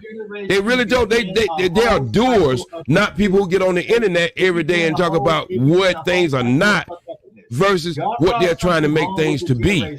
Y'all had a good thing going. No, it's another thing, and there's always these watered down Negroes always trying to get in front of and try to control the darker Negroes. So it's been that way ever since we got out of slavery. And if you can't see that, there's something wrong with that. All right. What are you, just like a complete dirt? What are you like? Just like I say, water down Negroes. The ones just having a struggle within themselves. It's almost like taking a cat and a dog and put them together. Put them together. Put the cat and the dog together, and it's always gonna fight within itself before it ever go outside. All right. Hold on. Hey, I muted both of y'all. GC, when OG and GC talking at the same time, I can't hear GC at all because OG, he got the magic mic over there. Most certainly. Be draining everybody. Most certainly, because I got some bass in my voice. He sound Midwestern. He ain't got no bass in the voice. All right. So I want to hear what GC was about to say, and then we do got to work the other three panelists that haven't spoke in here. But go ahead, GC, real quick. My point is that we had a good thing going. Like Hood Servatives was saying, we had a good thing going. We had a thriving community similar to the modern day Asian community. And then the kids were saying, you know something, this isn't Black enough, because it was a generation that was so brain dead from the invention of color TV that they associated Black with dysfunction. And instead of her saying, you know something, it doesn't matter if it's associated with another race because it's functional just like that race at the time was functional. They didn't say that to themselves. They said, you know something, I'm going to make something Black and I do not care how crappy it is essentially what happened. That's what they did to the modern community. And then they blamed the following generation for a trend of fuck upness that they started. All right. Jackie, you can go ahead and say what you got. Hold on real quick. Sir Tice in the building. Well, shit. Okay. OG, did Garvey in his travels to Central and South America, Europe, ever set foot on the continent that he was selling stock for? Exactly. Fluff, brown nosing, and pageantry is all it was, like most coats. Wow. Yes. While you holding one of your nuts, whoever sent that super check in, I tell you something else. You might want to put it in that follow-up story. You just super chat. Won't you just say Christopher Columbus never even set on United States of America, but he's been awarded as first discovering America. So when you want to tell one half true, won't you tell the other half true? And Garvey had to set on the foot. He was trying to get us to understand this place was going to never be ours, because what was he going to lose? And you want to know what we lost? Look at us now on every level. Look at us on now. Even, I don't care if you're red pill, blue pill, whatever. Look at it. We constantly wake up every morning fighting against each other. Look at us now. The kids in the videos weren't fighting against each other. Come on, game changer. Stop telling these damn bedtime rhymes. What the hell are you trying to promote? I've seen it. Oh, whatever you trying to do, go sell a goddamn stove or something in Colombia or something. Why don't you go sell a refrigerator, stove or something, and get you some box? It's too early in the morning for you to be coming out here and trying to bullshit people with your little. All right. Go ahead, Jackie. What you got? You can pick up on whatever prompted you to come on up. You don't got to follow up with what they on, because I don't know what we was on when you came up. So go ahead. You got the mic. Hey. Well, it seems like OG is upset, but there's a lot of people going around saying that they're pro-Black, and you probably wouldn't agree with their stance. So shouldn't you be more upset with those people running around saying they're pro-Black? That's the only way we can really evaluate if we have issues with the pro-Black movement is from the people who say they're pro-Black. So shouldn't you be more upset with them? I think I have always mentioned this new wave of pro-Black has you hijack something like Black Lives Matter. You hijack something and you get something close to where people's state of mind is and where they might be looking at in their direction. And then you hijack it and you bring your sideshow, what your real agenda is to make men's replace cis women that you call. So you're right. No. So they never lied to you. No, I know they did, but they took it. Wait. Listen. Don't say they hijacked anything. They came out and told you what they were about, and you stupid ass they niggas did. followed. Wait. Again, see, this is what I'm trying. I'm making a point. I'm making her point. What they were saying in the media was not what they posted on their website. And that column is gone within itself, or their mission statement. Their mission statement, huh? Thanks to us, it was black men online, particularly Black Manosphere. I believe it was not just you all, but not. I was exposing that way when it started. So this is what I'm talking about is that when something is wrong, it's wrong. I don't care who does it and what color does it, or what. If it's wrong, it's wrong. The thing is we get up every morning, we fight, and we're so apologetic with other people's behavior, even when somebody brings it up and trying to make it as an actual facts where you can see it, smell it, and touch it. We still make approval for other people's behavior, and we study it, constantly fighting along with each other every morning. And so what I'm trying to say is, this is why the real pro-black beautiful young lady, and I'm gonna call you a queen, because if I call you a queen, so somebody has to go get mad, and they're gonna say they gonna go with that queen shit. So, you know, it is what it is. But yes, we have been upset when people come along and try to hijack a movement and take it and use it as a name and then have another agenda. And in some of these new pro-black, look, man, they're the haters of all things, but they just hijack the name. So yes. But you can't sit down and get stuck in the mud with that. You can't get stuck in the mud with that. You got to stay on your agenda because they're trying to flank you off your square. That's why you just can't get stuck in the mud with that. You got to keep on moving with your movement. I need you to address something, OG. Lesbians have been in charge of the Black Power movement since the 80s. Why are you just now picking on BLM? Say what? Black lesbians have been running the Black Power movement since the 80s. Why are you focusing on being BLM? That's what I'm saying. They won a long time ago. Okay, again, you keep saying, yes, they won their agenda over you and anybody else, but it has nothing to do with us as far as our agenda and what we're trying to move. We haven't changed, bro.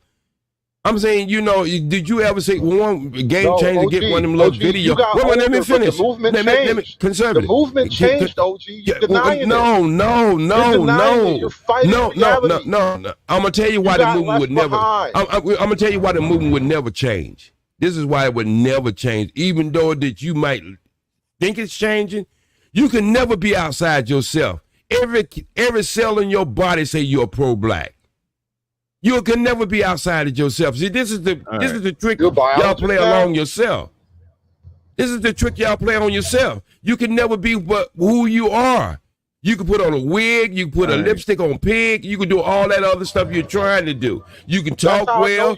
Denzel Washington said it correctly in a movie. You can walk like him, you can talk like him, you get educated like him, but you ain't gonna never be nothing but what? A black man or a black woman. All right. Well, let me say this before I pass it to Little Big Nate. As far as I had something else to say. Well, God damn it. You got. Don't interrupt me. Okay, I'm gonna say some shit. Sorry. I'm gonna say some real chauvinistic shit to you. Then I pulled it back at the last minute. But no, let me say this. Far as listen, OG, what you were saying about. If we every cell in your body or whatever says you're pro-black. I mean, it's hard to be black and and not want to see black people progress. Like in that sense, I am pro-black because I want to see black people progress. I just think the people that wear the title, the moniker pro-black, they a lot of them be on some shit that's I think is regressive or at least bare minimum stagnant in their views and perspectives. I'm just talking about the people who have the loudest microphone. If there's some pro-blacks behind the scenes moving mountains, then great for them. I love to meet them.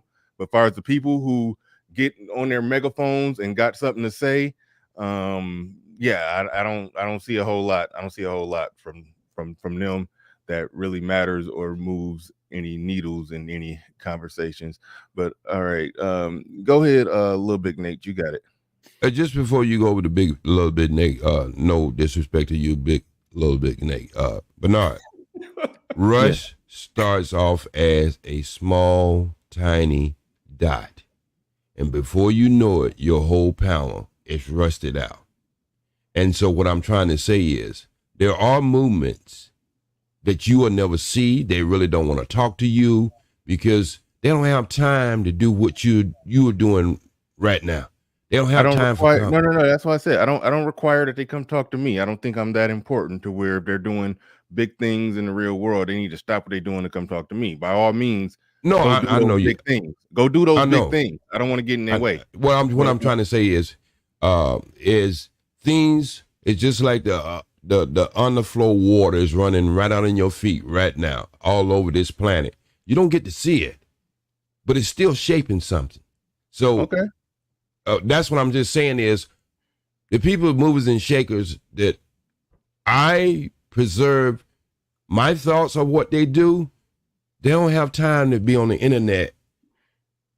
But the most they gonna ever do is been on a radio show, and they gonna keep it stepping. They gonna keep it moving.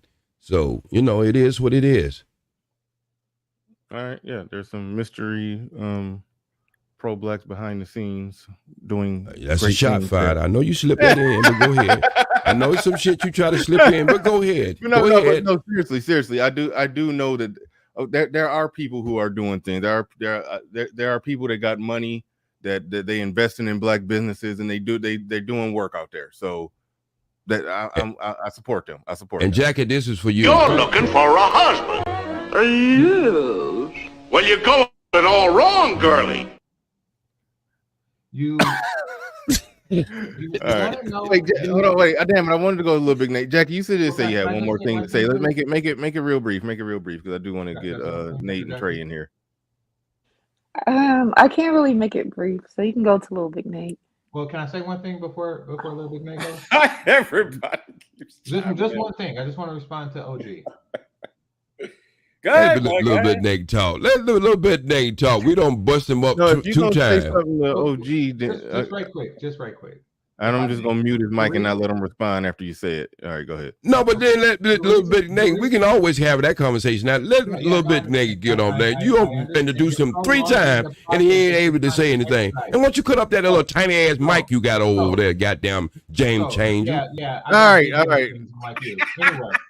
Anyway, the reason why those guys, those mystery Negroes, those mystery in the back pro-blacks that are helping the community, the reason why they stay hidden and they stay silent is because brothers like OG will call them Uncle Toms and not appreciate their work. Your turn, Big Nate. All right, go ahead, little Big Nate. I appreciate it. Shout out to OG. Bernard, appreciate you letting me up. Good morning, Miss Jack. Good to see you. Couple of things. All right. Just observations I've made. And this is a great topic. I never even pondered this. This, like, what effect Red Pill will have on the Black Power, pro-black movement. Man, what a great topic. I don't know who came up with it, but salute on whoever did. Yeah, man, great topic. Oh, thank you. I know.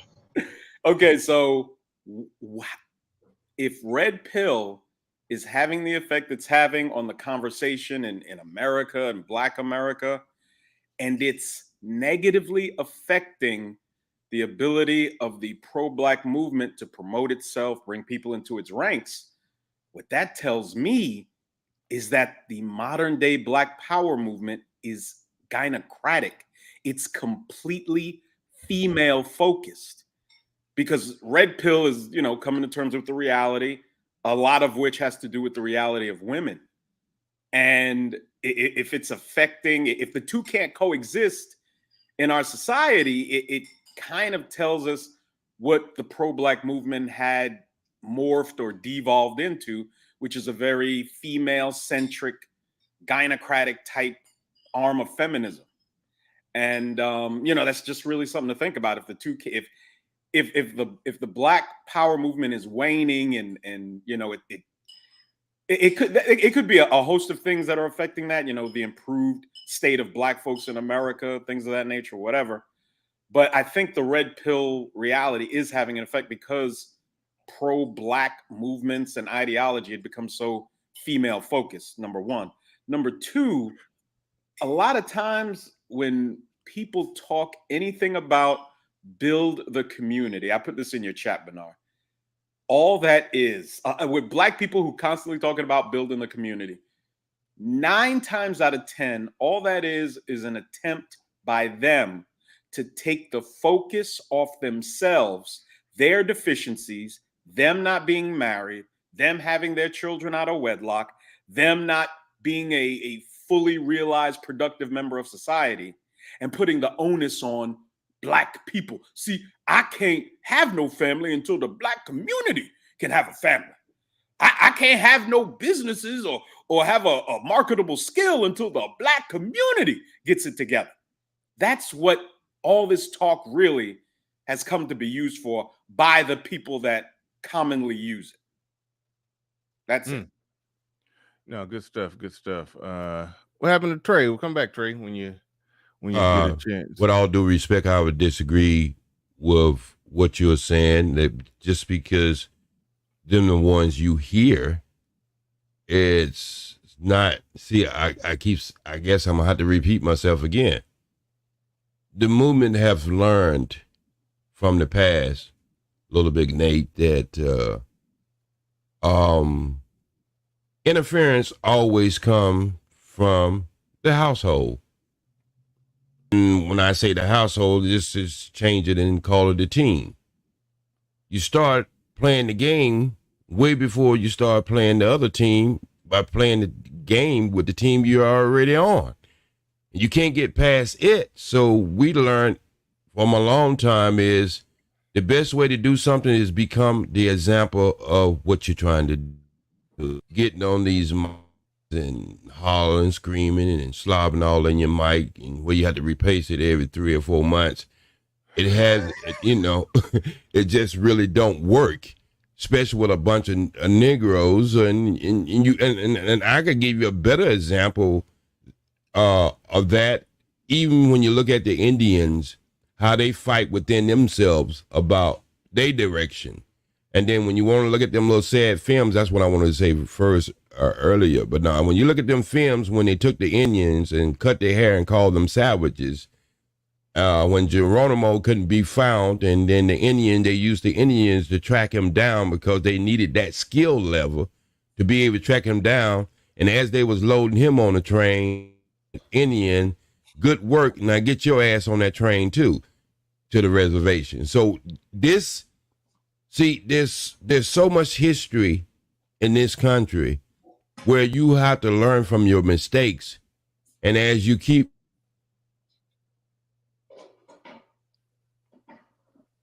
Hello? Now, if I could chime in real quick. Yeah, that's his old OG mic. went silent. But this is what really threatens the Black Power movement, to be honest with you. Black men coming to the realization and asking themselves, excuse me, who is my greater enemy? The white man or Black feminist leftists? Both. Who is a bigger threat to my existence as a straight, law-abiding, hard-working, tax-paying Black man? Who is a bigger threat to me? The white man or the Black feminist? Both. So let me ask a little bit Both. this. That's actually your question, Little Nate. We got your vote. I hear you. Okay, we got your vote. Let me ask Little Big Nate this. Yes, sir. What do you think is the overall agenda of white supremacy for Black people? I don't even have an opinion on that. Because the white people I know, Game Changer, don't believe they're supreme. They just don't. So, but y'all are making a straw man argument. That once you ask him this question, once you ask him once you ask him about the system of white supremacy. Hold on, wait, let him build his question. No. He started his supremacy off wrong. Once you ask him about the system of white supremacy, stop asking about supremacy. Wait a minute, OG. Hold on, wait, time out, everybody, time out. OG, you're making it a habit and a personal point or vendetta to just it's getting real deliberate at this point. Whenever Game Changers start talking, you start interrupting. It's like it ain't even. There's a reason why. It ain't even, I know, because you don't want him to say No, what he about to because say. he's your son, and you just let him yap with things that we're not even talking about. That's the bullshit. problem. That's bullshit. Okay. You know, it's not bullshit. I can go back shows and shows. You let him yap with his Midwestern feminine ass goddamn voice, talk about a lot of bullshit that don't have anything to do with the conversation. What about the pro-black movement makes niggas sensitive? Hey, there's a difference between sensitive and conscious, brother. And maybe you don't know the difference. Conservative. There's a difference between sensitive and I gotta let my son speak. Go ahead, game changer. No, just playing. All right, so put his shoes on and socks on and let him speak. Okay, let me rephrase the question I asked Little Big Nate and no one else. Okay, so Little Big Nate and no one else. What do you think is the agenda, the overall agenda of the system of white supremacy? The agenda of the demonic elite is to get rid of all these, what did they call them in Davos? Useless eaters. But they include white people too. So I can't characterize it as white supremacy because they want to enslave white people too. Well, so that's not really white supremacy. That's more of like... You got to help me understand what modern day white supremacy is. Some fucking inbred cracker in a goddamn trailers doing meth? Okay, so... G7, G20, and all the rest of them, bro. You asked the question, so I gave you an answer. Those are the satanic global elite, OG. Those are okay, so will you think they come together? Wait a minute, you think they come together to just say kumbaya, my brother? Or they come together to run this damn planet? They're only 16% of this planet. Why are they everywhere and in control of everywhere if they're only 16% this is of about the planet? White supremacy. Hold on. It's the system, not white supremacy. It's a system. You gotta say it right, brother. If you don't say it right, you're making a straw man argument. OG, hold on. Now I'm talking to Nate. No, don't address OG because I was No. He's addressing me because it's time for you to sit down, son. OG, come on. Have a seat, son. Two men are talking. OG is getting annoying now. Come on, man. Come on, man. You can't say it's getting annoying when he goes on this. He's been doing this for the last 2 years, but not. He don't. You just because you don't like what he's saying, don't mean that you got to. No, it's not that I don't like what he's saying. It's just the way that he put things. No. The way he put things. Somebody who's not his voice, I can put up with his voice. No, but it's the way he put shit, it has nothing to do with what we're talking about. He'll start talking about baking cookies while we doing some and making a sandwich while we talking about some serious shit. I think he's on subject. He's on subject right now. I want to see where this question is going. I want to hear Little Big Nate answer to it, and then we got to get Trey in here eventually. Can we get the short version of this morning, Dan? Nah, not these long ass drawn out stories. No, get patient. You would be done, OG, if you just let him ask me. If you hadn't interrupted, we wouldn't be here. It hadn't interrupted your ass, still be talking. No, be patient. Game changer, go ahead. Game changer, go ahead. All right, so Little Big Nate. Now that we are clear on the agenda of white supremacy or the system of white supremacy, what is the agenda of the system of Black feminism?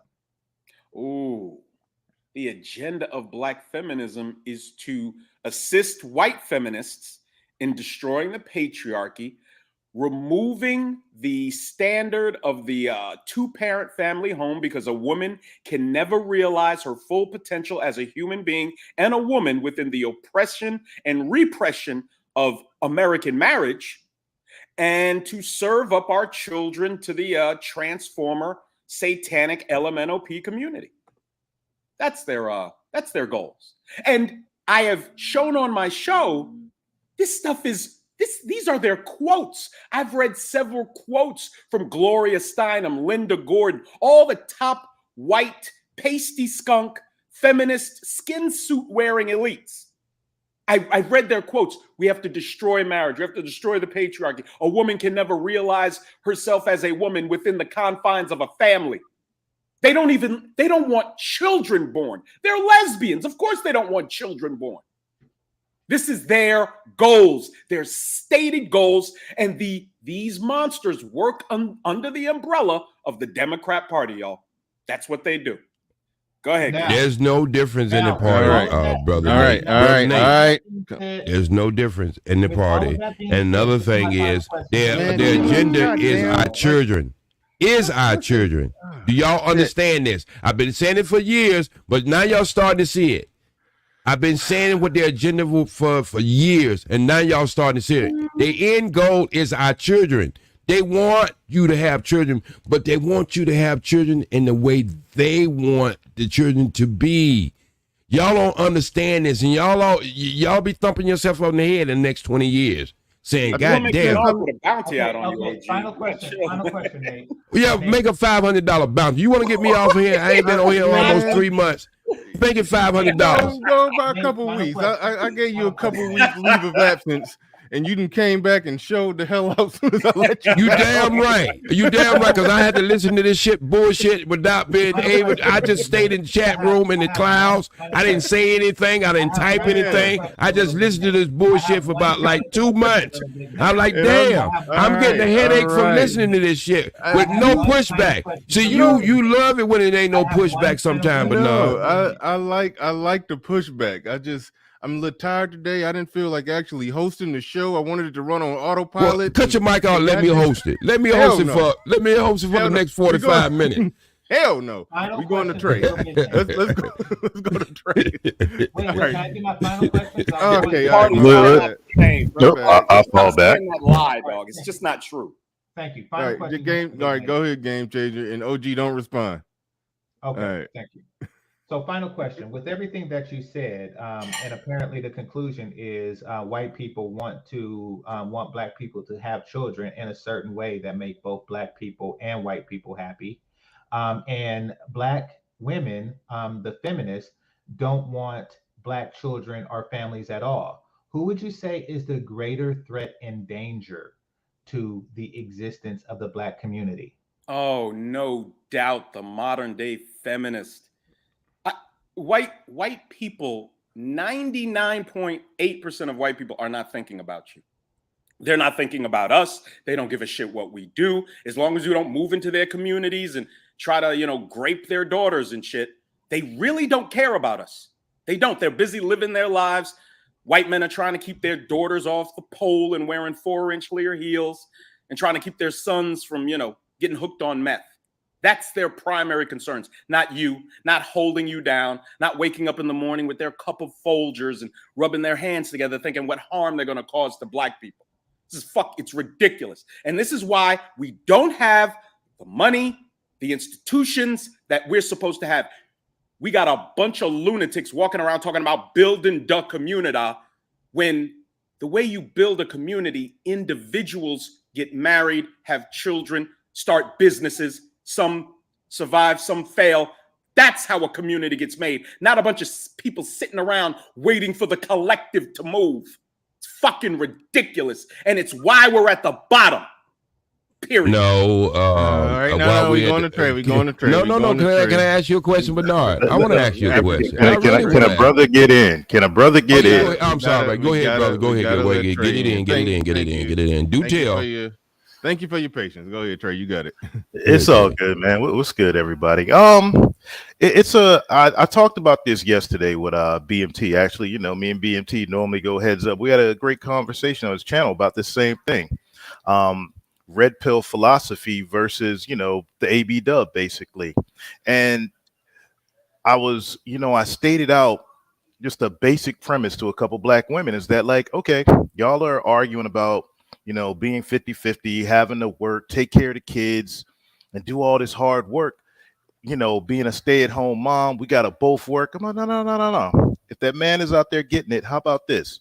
Throw on a sundress, make that man, before he get home, make that man a sandwich, come to the door with a big old kiss and a smile for that man. Just try that for 5 days. And, man, I got, like, horrendous pushback. Oh. And, just base... From who? BMT?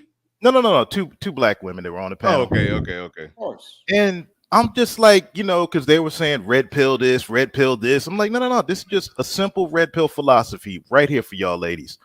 And honestly, I just took some notes while we up here. What it basically comes down to is red pill philosophy for the community destroys that stepdad pipeline. And I think you mentioned that before, Bernard, because the guys that are actually going free, you know, SYSBM Passport Bros, and the video that GC pulled up back in the day, those dudes were the stepdads. Those dudes are the one that stepped in like James Earl Jones on Claudine back in the day. Now these dudes are doing like DJ Kuda, rolling out to Thailand. Shout out to Kuda out there. Oh shit! No, don't. No. I'm joking. It's a shot, actually. It is. It's a shot. He was criticizing cats for that. You're a passport bro now, man. Get out of there, man. Get out of there. Me and Kuda had a falling out over this stuff. But I mean, it is what it is now. You know, right now, single moms, you know, are the community for is what it is. If you just look at the acceptance rate, and you know, the question I pose is this: because what is the end goal? It's rhetorical. What is the end goal of the pro-black movement? And to me, it's just a forever hustle, because okay, pro-black, we win. What do you get? Every civil rights bill has already been passed. You know, there's nothing a black man in these United States can't do that any other man in the United States can't do right now. And honestly, for me, what a red pill comes into this is the pro-black movement is a position of subservience to the white man. And basically, that puts yourself in a position of inferiority. And that naturally turns women off. And myself, Servative, man, we've been on so many divestor panels, Black Twitter, Amiri's channel, where women just going straight ham saying, we can't stand y'all dudes. Y'all dudes ain't this. Y'all dudes ain't that. You can't build. You under another. I mean, it goes beyond YouTube. This is US wide of women thinking this way about black brothers. And I'm like, wow, this is crazy. And I say it like this. They hate with their own words, because I truly believe that the red pill is causing more of it, because the men, you know, that they could fall back on in the back of the day, those are the men that the red pill philosophy is really hitting home with. And the pro-black dudes, I'm sorry, man, that shit, excuse me, that stuff, it just don't turn women on at the end of the day. Again, Bernard. This is the problem. Again, Bernard. He just got hold on, real quick, OG. He did ask a good question. You probably had to correct me, Trey, how you worded it. You said something about like what was the end game? What is the end game? The end game of the pro-black movement. Well, I do want to hear you respond to that one. I do want to hear you I can't tell him what the end game if he don't even know what the beginning game was, because a lot of the information he just laid out had nothing to do with pro-black. Pro-black don't depend on white people to do anything for them. That's why you say you're pro-black. So that's number one. We don't depend on the white people to do anything for us. Do pro-blacks want the government to give reparations? Oh, that's not women. That's deserving. That has nothing to do with what you give. We demand it. We don't We don't ask for it. Wait. Again, your government is the people. Little Big Nate and your brother to the government is the people. The government is the people, and you have paid everybody else. You paid everybody else in reparation. So we don't. That's not really our agenda. That's not the first top 10 things on our agenda. But what's the That's end not game, the top 10 things on our agenda. I'm saying, I don't know where these Negroes you get these Negroes from, thinking they know pro-black. They must have been listening to Taz or somebody else or whatever. That has nothing to do with Black B1. None of that has anything to do with pro-black. When is victory declared, So what is pro-black then? Can I jump in on this conversation? Big Unc. How you doing, Uncle Stu? I'm trying to give a sermon. Yeah, you can jump on in. Real quick, Uncle Stu. Hold it for a second, Uncle Stu. I do want to get Trey response to that. It was his question. Go ahead, Trey. Okay. Yeah, I understand that, J Speed, the beginning, the end. The beginning, the middle, cool. We've been hearing this on YouTube for, I don't know, 15 years I've been listening to YouTube. Simple question I ask was, when the scoreboard reads 0-0-0, where is the pro-black movement standing? What is your end goal, like man? Israel. That's the answer to your question. We look like Israel. You want black nationalism, a black state. No, listen what I just said. We look like Israel. Okay, a black state, African American. It took them SBA 6,000 state. years to get their shit together. So why are y'all so in a hurry to get ours together? Let's just do it right. There's no R, bro. If you want to do that, you're on your own, bro. I like. Yeah, most certainly. Most certainly. We already know that a lot of brothers and sisters have tapped out. Respect, bro. We already know that. Respectful. We already know a lot of. Look, man. Y'all think, bro? No tactics. Just look, bro. Again, what I'm trying to say to you, my brother, is we knew when we was on that plantation, there was a lot of brothers and sisters tapped out. I was a slave owner. Wait. Listen again. This is why in the field of medicine, when you have a traumatic experience, any person who understands how the brains work, know shackles on your mind is 1,000 times worse than shackles on your ankles or your wrists. Because that's grandstanding, bro. That's grandstanding. Okay, let me finish. And the psychologists will tell you, any woman or man who goes through a traumatic experience and it's mostly mental, it sustains that person throughout that person's life more effect than a person who ever had anything physical happen to them. Well, so what I'm trying to do, let me respond to you, J Speed. No, I want Uncle Stu. I'm not gonna make any headways with this conversation with you, so I'm gonna let Uncle Stu. I'm gonna yield my time to Uncle Stu. I'm gonna yield my time. To Uncle Stu. Real quick, if I could, Hold up, Nate. I was just gonna say, this is why I must have these. I told you I get you, Bernard. I can make your ass laugh, even though I got to make you mad, but I can make your ass laugh. I yield my time. J Speed, man, and this is why, man. You're right, J Speed. You know, my ancestors must have been cooning, bro, because I have post-traumatic slave owner disorder, bro. That's what it is, man. My people own yours. My people sold yours. We know blacks sold other blacks. We just come from a different stock, bro. So it is what it is. Real quick. The problem with J Speed's premise is that the closer we were to slavery, the better we were. The more because we had to stick together, the more intact our families were. So because you had nowhere else to go. Because I had nowhere else to go. All right. You had nowhere else to go. All right, gotta. There's always a reason. You couldn't run over there to Becky then. Okay. And Sam. Most of us don't run to Becky. That's what caused all the problems when black men got with Becky. Yeah. Okay. No, I didn't say that. I said what I'm trying to say, Bernard, when you were shopping with yourself, what you was doing is recycling black dollars in your own community when we only had each other to shop for because we couldn't step outside them boundaries. So we only had, so you had to have a beautiful community. So what I'm trying to say is, it's like when you have a tragedy, in this country, you have a flood or a hurricane. Don't you see people who, in general, who wouldn't even come together to help? Let me finish. Come on, let me finish. No. You've been interrupting me the whole time. Little bit. You too small to be trying to have a fight with me right about now. You too small to be trying to have a fight with me right about now. Hold on. You too small. Made an argument to put blacks back in slavery. That's what he did. I seen you hooping and hollering on that other channel at the other person all day long on the damn Bernard show. That's what he did. And then you gonna tell other people why they people hollering. Black people back into slavery. All right.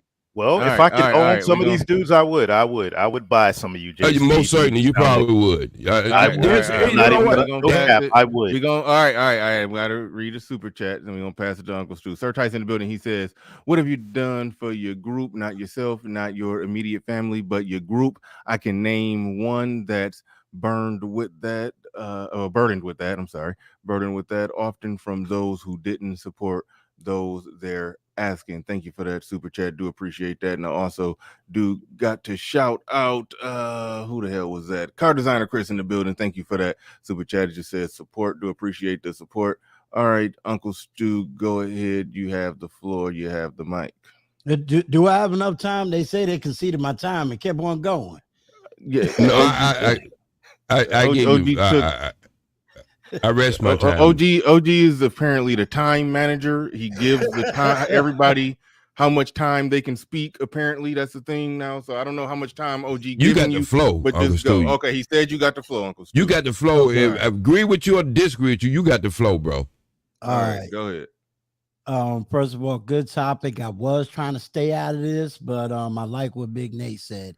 I like to put this very quickly in perspective. One, I believe the red pill has now put a foot neck on the so-called pro-black movement. I think they have spotlighted things that happened in the 70s. I'm going to go back because I do agree on this point. If there's not a real historical context, things can get lost. All the way up into the 60s, pro-black was strictly family business oriented. In other words, we worked together as a team. It was men and women working together for the common cause.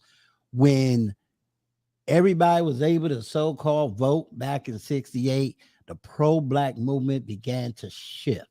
And what did it begin to shift into? In the strength of the 80s, you had the new black feminist movement.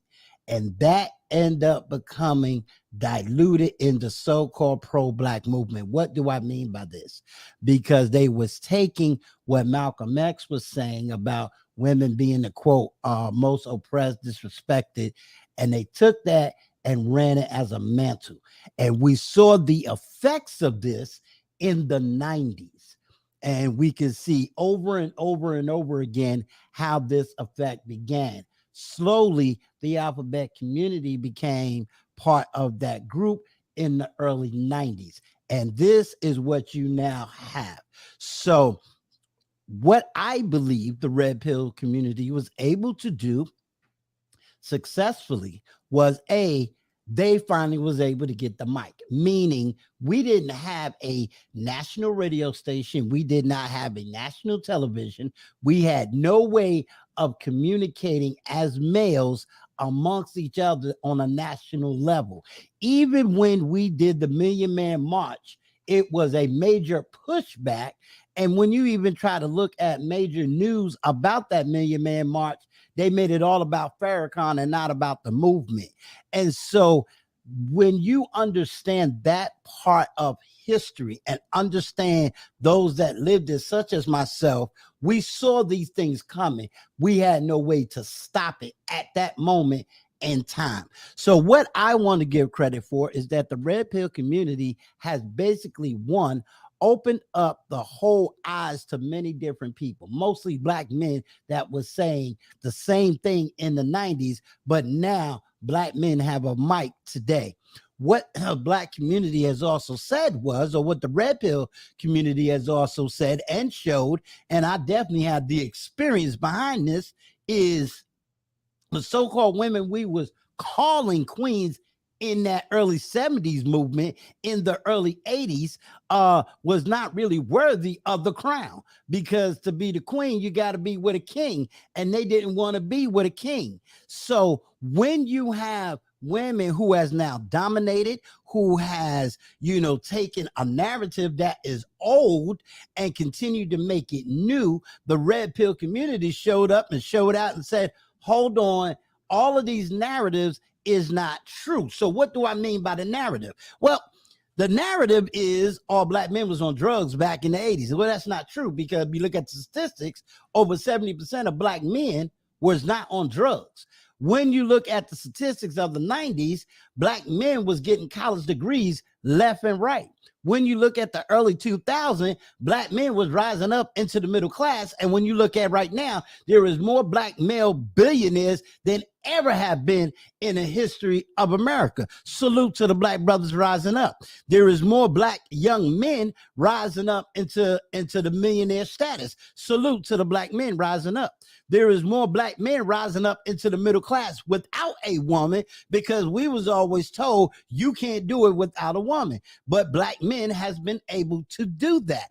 When they tried to have these intellectual conversations, they got kicked out of the college classrooms, because it was all about the overarching of feminism and not having an intellectual dialogue. So either the pro-black community, and let me remind the audience, the panel, and the chat, I was pro-black. I am very pro-black, but I'm also not naive in saying that if I'm dealing with a younger generation, the 20s or the 30-something generations, and they come to me and they say, Uncle Stu, I'm finding love in a different ethnic group. I'm finding respect in a different ethnic group. I'm finding somebody that appreciates me as a man, as a human being, looking outside of my race. I'm going to tell you, salute. I'll be the first one at the altar, and I'll be glad to preach that message to you. Why?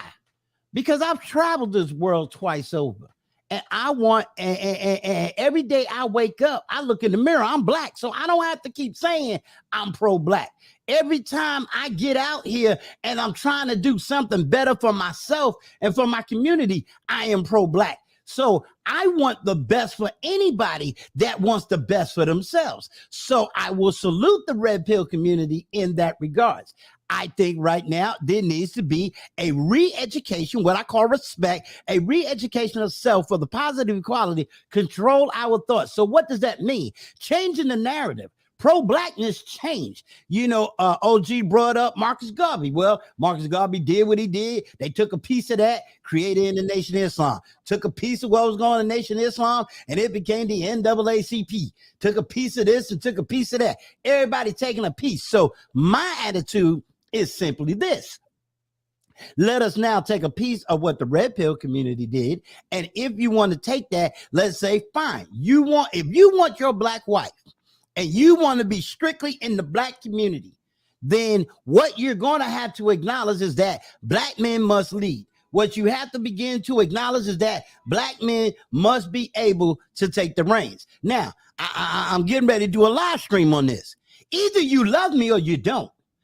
And if you love me, you must love me with the unconditions. You must love me with the fact that I have a vision. You must love me because I have a reason to move forward. Now, if you think that you're going to come into my place, into my space, into my city, into my town that I have finally built, and you're going to come in with your own buffoonery, keep that buffoonery away. Why? Why do I say keep the buffoonery away? This is why houses have beautiful fences, to keep buffoonery away. So if my young men are now fed up and begin to build their own house and begin to put up their own fences so that they don't have to go through the buffoonery of what some people in Generation X went through, they ain't got to go through the buffoonery of child support. They ain't got to go through the buffoonery of the commercial support. They ain't got to be sitting here kissing nobody behind. Then guess what? Be ye free by the renewing of your mind, that you will prove what is the good and perfect will of the Father for you. Pro-black work when that's all we had. Pro-black work in certain areas. That social Marxism work in certain areas. It's not going to work today. And a lot of us who is of that generation, you know, we can't sit here and act like we don't see the buffoonery that is happening. We can be blessed to say, well, maybe some of us didn't go through what some of these young brothers has went through. Fine, I got a black wife. My wife is very submissive. But guess what? She also recognizes and she will boldly tell you that I've always said, if you left me, I'm packing up and leaving America. So she already know that my black behind be out of here. Why? Because I'm not dealing with this foolishness. I got money. You know, I'm not going to be sitting up here showing everybody every material thing. But if I can get my brothers to continue to educate themselves, develop themselves, build up their economics, then you're going to know how exactly to put things together. And if a woman likes what you have, go for it. If she don't, leave. Okay. So it's amazing how people can finish their thought and make a point when OG don't interrupt. Because I said when a man I agree with him or I don't agree with him, if he come in what I know that is coming from the inside of him versus him trying to be an amateur ass comedian, then I can deal with that. All right. Uncle Stu came in dropping the mic on things that he believed, even if I disagree with some of the things he said, I can respect that because I know it's coming from within versus him trying to come up here trying to be something he know he can never be. Oh, okay, so you're saying the points that myself, conservative, and Little Big Nate brought up. What can't we be? You know, because you don't like what we say because it's more conservative. That means you can't respect it long enough to be quiet while we're talking. Sir. That's exactly what you just said, OG. Okay, well now you go ask me a question. See, this is what I'm talking about. The bullshit. You got it now. See, no. This is what I'm just saying there. But you have to slide that little shit in and on the outside, like you gonna answer my question. You did. So let me finish. Let me answer your question for you, bro. Since you didn't know, being pro-black is being conservative. Uncle Stu just told you the chronological. Well, let me just put it this way, since I can't get that big word out right about now for your educated Negroes. Uncle Stu just told you in date and time how things pass through one bowl to the next. Okay? So if you understood what he said about the beginning of pro-black, it was based on being conservative. It was one of the most conservative people on this planet. Do you understand?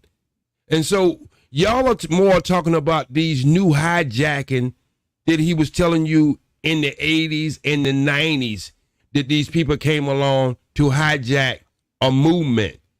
As all movements, this movement right here, just in the last 5 years, y'all don't seen it in some way or another be hijacked. So don't act as you don't see what he was saying in the chronological the events that happened before. So somebody's not basing everything off of race, as you state. You know, they're not conservative enough for you. If conservatism isn't linked to black for you, then you can't respect it, and you got to jump all in. No, what I'm saying is, my brother, is self-preservation. You have to start with that first. Just like you can't start any movement unless you clean your house first. There are some things you have to start as elementary, Watson, that you have to do to start any movement. You have to start with yourself first. So if you happen to have that team uniform on and happen to be black, then that's going to be the foundation of what you do. JSP, you get what I'm saying? None of us brothers on this panel are alike, J-Speed. Why should I link with anybody that I don't rock with like that? So here's the thing: ideology wise, me, Hoodservative, and Lil Big Nate are way more similar than you. I have a lot more in common with a lot of the white guys that are floating in here than I do with you. So there's no. That's good. And that's good. And when you find wait. And that's good. And when you find a knife in your head. When you find a knife in your head, you deserve everything you got. Because let me tell you again, everything in nature, let me finish. Everything in nature has a protection. Wait a minute. Everything in that, I'm going to say this real quiet so I won't be yelling. Everything in nature has a protection system. That's every cell in your body. And if you don't understand self-preservation, so when it comes down, that individual is going to preserve whatever it is. That's just the way the universe works. So if you find Kumbaya in some other groups, and I'm saying when the thing get heavy and get so heavy, you got to understand when they catch a cold, you go catch a flu. Oh my God, J-Speed, the nigga on the grandstand. Hold on, real quick. All right, hold on. Wait, real quick. I think Hoodservative, were you trying to get in there? We ain't heard from you in a minute. Or I think I heard you. Yeah, no, I was saying. Hoodservative. No, let it go. Yeah, no, let it go. I wasn't saying anything. Okay. If I can chime in real quick. Just in response to OG, 9,913 black people were murdered last year. 96% of them were killed by other black people. So I don't know what you're talking about. These white guys are going to stick a knife in your head. Oh, okay. So let me ask this question. Since he point that at me.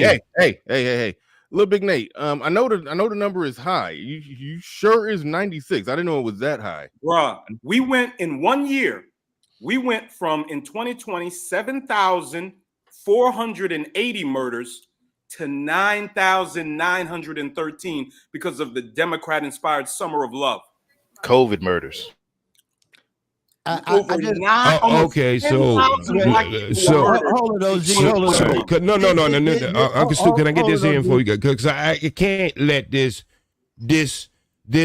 all this buttermilk they like to spill on the floor and just leave it on the floor. I guarantee you, little Nate, since you're so good in math, I guarantee you going into every other community and find out how many people was killed, regardless of what the numbers is. How many people was killed in that community and who killed them? I guarantee you. Let me finish. Let me finish. I guarantee you, over 95% of them was killed by somebody who looked like them. No, actually, in white America, it's about 86% of whites kill whites. Black people kill a lot more white people than white people kill us. Okay, so again, hold on. You're missing my message. You missing. Either way it go, OG. Hold on, wait. Either way it go, OG, it still debunks your initial premise. Right. That if Trey identifies or has more in common with white guys, you said, okay, when you get a knife on top of your head, I mean, it kind of shows that he's less likely to get that knife on top of his head over there. That's a lie, Bernard. That's not what I said. Don't make a false premise in what I said. I said when times get tough. I said, and you can see this back. This is statistics within itself. When times get tough, in automatically comes in, and I'm saying, in that situation there, that you will be more often you're killed by something don't look like you to preserve itself, than you'll be killed by someone who looks like you. Okay, I'm gonna say this. I'm gonna say this because again, I think we've lost this in history. First of all, let me shout out and salute all the Black conservatives of today, because here's the reality. Again, back in the 90s, you couldn't even call yourself a Black conservative or a Black Republican because you was called a coon, a sellout, and everything else. We got to put this stuff in proper historical perspective. So what does that mean? Black people was also saying back in the early 90s, especially Black men who had businesses and was trying to level up the Black community, that absolutely Black conservatism had to be the number one spearhead philosophy. Why?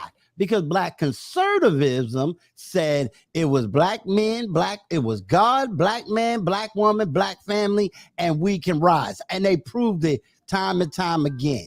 And what happened? We got bombarded with liberal ideologies, liberal philosophies, liberal thoughts, and now welcome to your liberal cities that got more crime than any conservative city in it, if you look at the numbers statistically. Now, what needs to happen is, I agree with other people. Find your tribe, find those that you can connect with and build. I ain't got time to be sitting here fighting if I got a one talking point, and I'm gonna just use hood conservative, and he got a talking point. We ain't fighting. Hood conservative, I need you to do what you could do. I'm gonna do what I can do, and we'll meet in the middle later on. And little big Nate, you do what you do. I'm gonna do what I do. We meet in the middle later on. We ain't got time for this foolish arguments over who did what, when, and how. The question of the day is, show me your results. And what everybody is asking is, what is the results? If you have no results, all you are is just a wind blowing, tinkering symbol. We have to begin to produce results. So we got to give credit where credit is due, even if I didn't do it. No, I'm not the founder of the Red Pill community. No, I'm not necessarily a Red Pill content creator, but damn it, I'm willing to give them the credit they deserve. They did something. They rose up some things. They gave a voice to situations. A lot of them is still giving that voice. Give them the credit they deserve. Now, if you go from being Red Pill and you say, well, I learned from the Red Pill, but I'm moving on to this, or I want to move on to that, or I want to, fine. No, they don't do that. They just try to shit on it and burn it to the ground before they leave.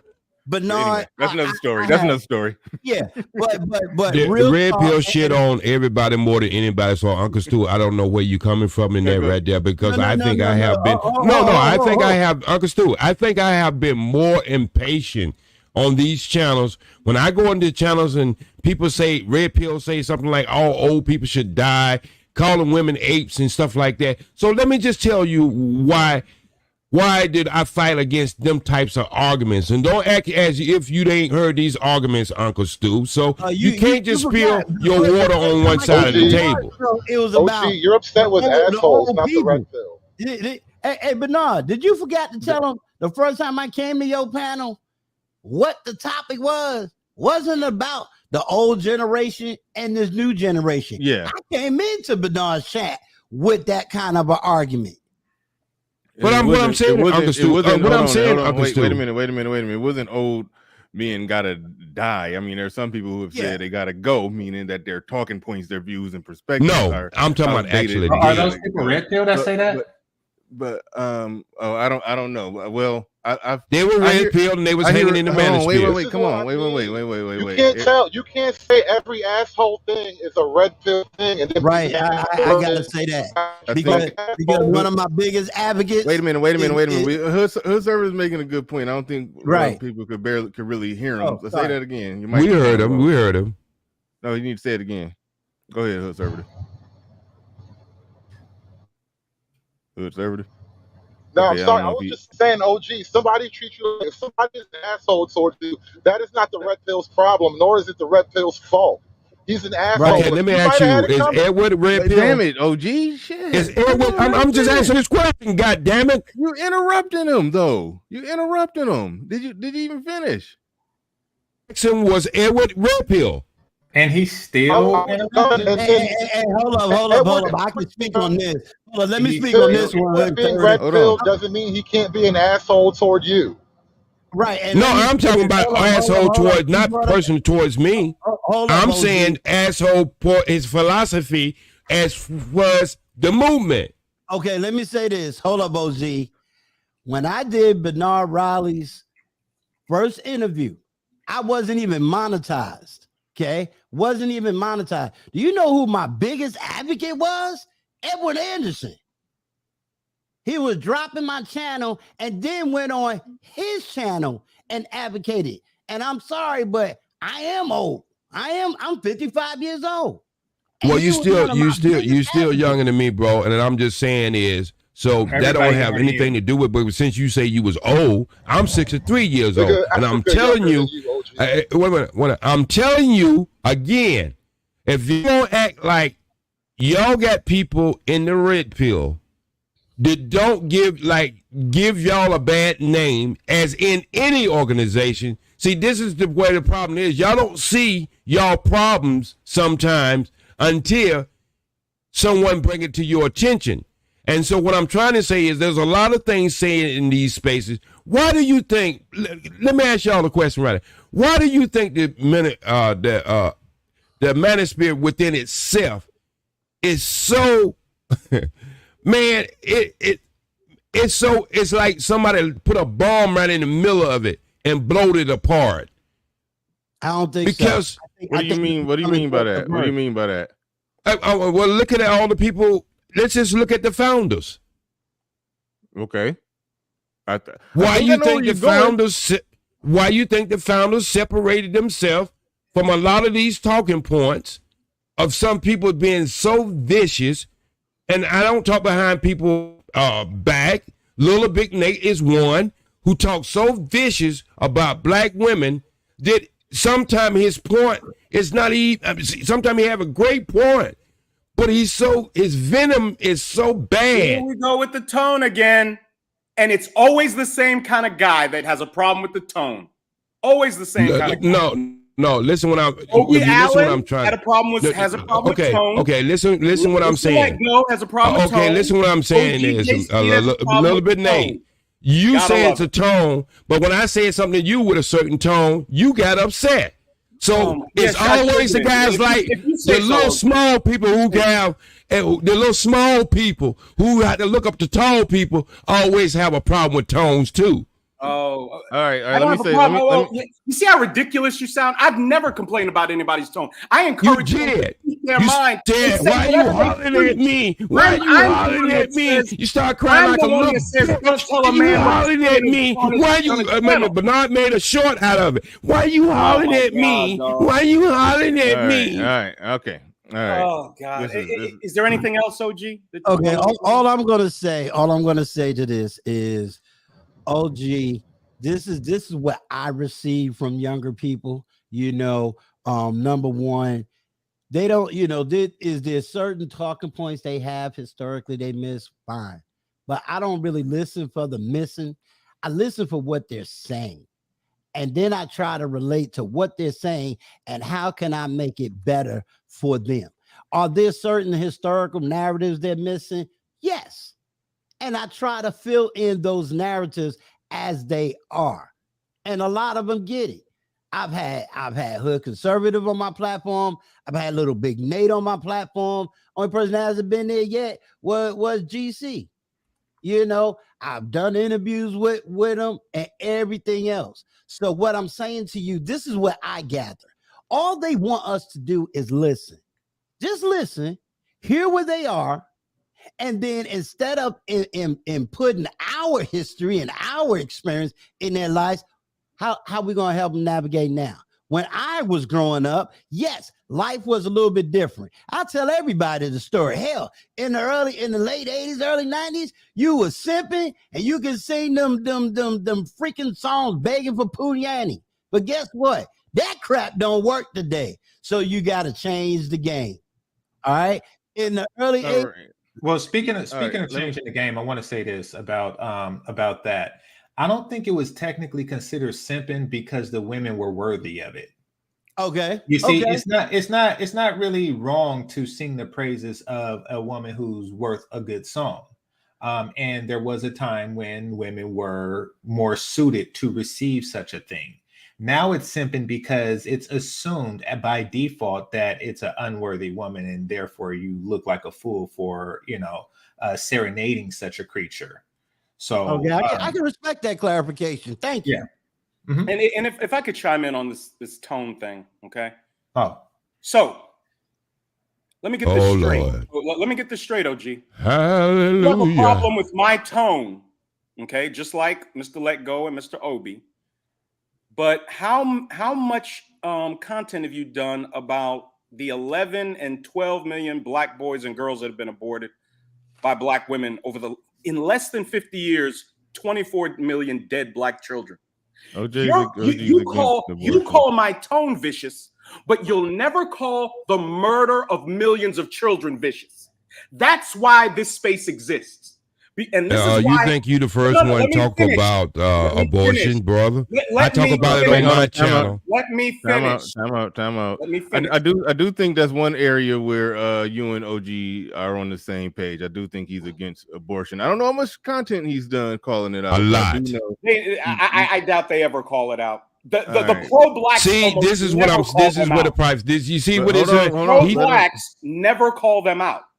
Yeah, the pro-blacks never call any bad female behavior. Let me ask a good question. OG. I raised this question before. I don't know if you was on that show, but can you be pro-black and pro-choice at the same time? No. Fair enough. I'm going. All right. Remember, I was on that show because you called me up. Yeah, I called you. I wanted you to answer. I wanted you to answer that one too. I wanted you to answer that. And you can't. One works against the other. How could you? Okay, but you would be shocked. Nate, how many shows have you did? Hold on. You would be shocked how many wear that pro-black title, but still are pro-choice. Like that is thing. Nate. I want them to get down to the bottom of. Brother Xavier ain't said nothing, and we. No, let me ask Lil Nate a question because he asked me a question. He asked me a good question. I think he finished. OG, man, your filibuster game is real strong. Today, no, it's not filibuster. It's just a question.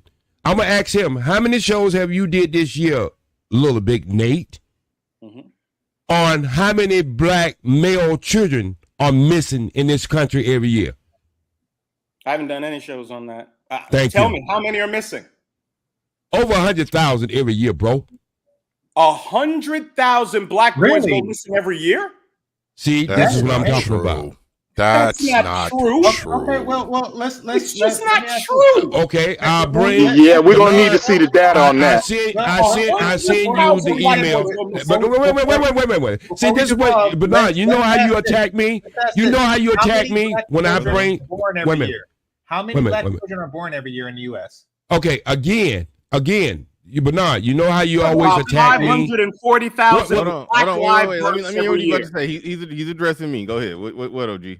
Bernard, you know how you always attack me when somebody comes out and says something, and I jump over the top, and bam, and then you always say, well, you didn't even let the person get it out where you get this information from. First thing came out of each person's mouth, I don't believe this, I don't this, I don't All right. that, I don't this. So what you know what I ought to do, Bernard?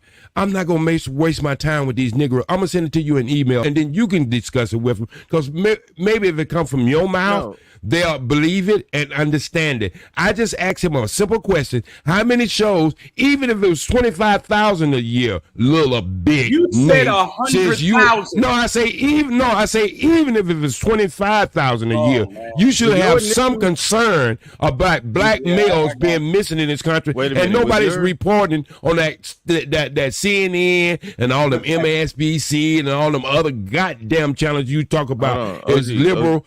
So what I'm saying is you should care about I black must've- little boys being missing, I bro. must have missed what he said. Was this an initial thing? Did he say? I thought he said 1,000. Did he say He 100,000? said I said over 100,000 black boys go I missing said every over year. 100,000. Okay, It's that's reported missing every year. Okay, that's an awful lot. That's a claim that has to be substantiated. It doesn't sound right, but show us the data, and we'll look at it. I'll let you. I'll give the data to All you. right. Show the data, and I'll do a stream on it. Show the data. No, All right, I do the Carter, data go for you, and it shows you. It shows you the important. Wait, Bernard. I won't finish this. And I'm gonna drop down. It shows you. No, don't go nowhere when I get up here. Don't go nowhere. No, I Don't go You nowhere. know, I think we became friends. We are friends, but I don't let. No. We disagree. No, we are please. friends. No. The mic is popping though. You need to carry that mic down because you can't do it like I do it. You can't. You always popping, bro. Mine is sounding clear. So don't Well, try to turn your mic up. So Bernard, again, your mic is popping bad, bro. So what I'm trying to say is, Bernard, How you get the I'm gonna mic drop back? down. No, I'm gonna drop. No, I'm gonna drop down. It's been. Thank you for letting me up here. I think in anything that you in life, you should get pushed back so to keep you sharp, keep you on your foundation. And so I've been listening to this shit for the last 2 months. And Lil Nate, you go have to clear up that tone, bro, because a lot of people miss your message. Never. You have I'm a good never message. gonna You change do my have a good tone. message, bro. Some of your message And I is right on appreciate that, point. OG. Some of let your me say message this, is totally OG. on point. Let me say this, to OG. My tone, OG, has a direct correlation to just how terrible things are. I with understand. these young women. Do you know Michonne Denise? She's an up-and-coming black female YouTuber that calls out a lot of this modern woman nonsense. Yes, you make sure you subscribe to Michonne Denise. Yes, please. yeah. She was on Unc. She was in Unc's chat not too long ago. She did a stream showing this black male YouTuber interviewing young black girls. Well, all races of girls, but a lot of them were young black girls. He was asking them questions like, "How many men have you had?" These are girls in their early 20s, and the YouTuber's asking them, "How many guys have you slept with in a 24-hour period?" These girls are saying 3, 4, 5 men in a 24-hour period. Prostitution is now a common way of life for these young girls. Black, I there is understand. nothing you're going to be able to do with these young girls. Nothing. I understand, but everybody ain't going. Well, And you big worried name. about my Everybody's tone? not going to survive this. Oh, we got to come to worried understand. about my tone, and we got tens No, of I thousands didn't know, of young but I'm just women out saying there if you got a prostituting good message, wait, little Nate. Only thing I'm saying, I'm giving you a compliment, bro. You don't want OJ Speed to give you a compliment, and I understand that. And I'm that's giving not you it, a OG. compliment. Okay. Yeah, that's not it. What I'm saying to you, little Nate, I listen to you a lot, but when you start the screaming and hollering and the viciousness, then I'm telling you, it takes away from you, and you have a genius way of thinking. You don't have to scream and holler to get it out. That's what I'm telling you. You have a genius way. I'm giving you a compliment, bro. I'm not trying to change you. But look, I'm gonna holler and scream because when you get old like me, Can I jump in real quick? There's something I want to point out. Yeah, OG, just turn down your hearing aid when Little Big Nate talking. All right, go ahead, Servative. All right. No, I just want to say he blow the batteries out of it. OG, goddamn. I just want to say, bro, and then I'm going to talk about you anyway, so you might as well be here. You are the perfect. No, I'm gonna get ready to leave. If you ever want to talk about me, you want my telephone number. You can call. No, if you want to talk about me, call me. Call me. How about that? I'm here now. Listen, bro. If you want to talk about me, call me. You are the perfect representative. The perfect representative for a dying movement. I hear fear and desperation, bro. It's okay. It's fear okay. and desperation. You know, how many people... All right, OG, you said you was leaving. Go ahead and leave. I am finna leave, but I want to say bye to you, Bernard. You know, for you good Christians out here who listen to Bernard, ask yourself something. Ask yourself one thing. How many people got on the boat? How many families got on that boat? So I'm in good company. If I'm the minority over here, I'm in good company. I'm really in good company because in the time of the moment when things are reset, a lot of people ain't gonna be listening. And a lot of things become popular, like y'all keep calling about the red pill and the blue pill. Y'all think it's popular? Bro, I'm telling you, in the end of the day, you're setting yourself up for self-destruction. A lot of the things y'all spill over here, you're setting yourself up for self-destruction. And the next generation go have to take the receipt for it.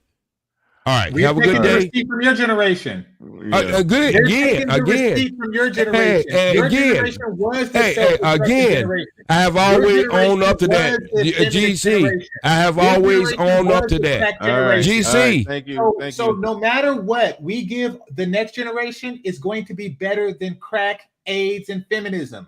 Let's be clear. Okay, again. Anything we do to the following generation will be better than crack. Just keep buying the stoves, brother. Keep buying the refrigerators and keep buying the goddamn wagons and cars and all that other bullshit you buy. And keep thinking it's going to be better. You putting pussy on sale. So, you know what? All right, you part of the problem. All right. Brother Xavier. Okay. OG left. I didn't kick him off. He left. Yeah. Peace. What's good? What's good with it, brother Bernard and everybody? Bernard, I'm getting ready to drop off. Does anybody need me up here? I need you up here, Uncle Stu, because you're actually somebody I respect.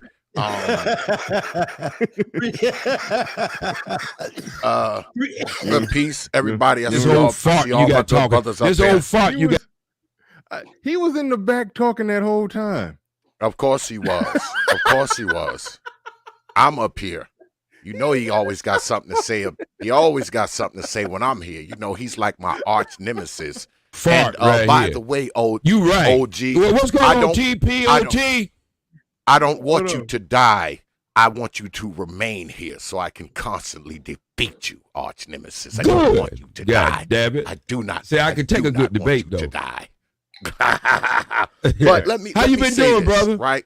How you been doing? I've been good, man. I've been good. That's good, I've man. had a few health issues. I had freaking problem with my eye, and I injured my foot while I was working. But I mean, I'm good now. I'm back at it. So that's the last good, couple of weeks, over the last 3 weeks, I was messed up, man. I messed my foot up, couldn't work for like a week, and then right after my foot healed, my eye was fucked up. So you know, I haven't seen you, brother. So I was hoping glad you're doing better. I'm back. Yeah, I'm back. Well, call me sometime. Oh, yeah, I will, man. When I feel like arguing.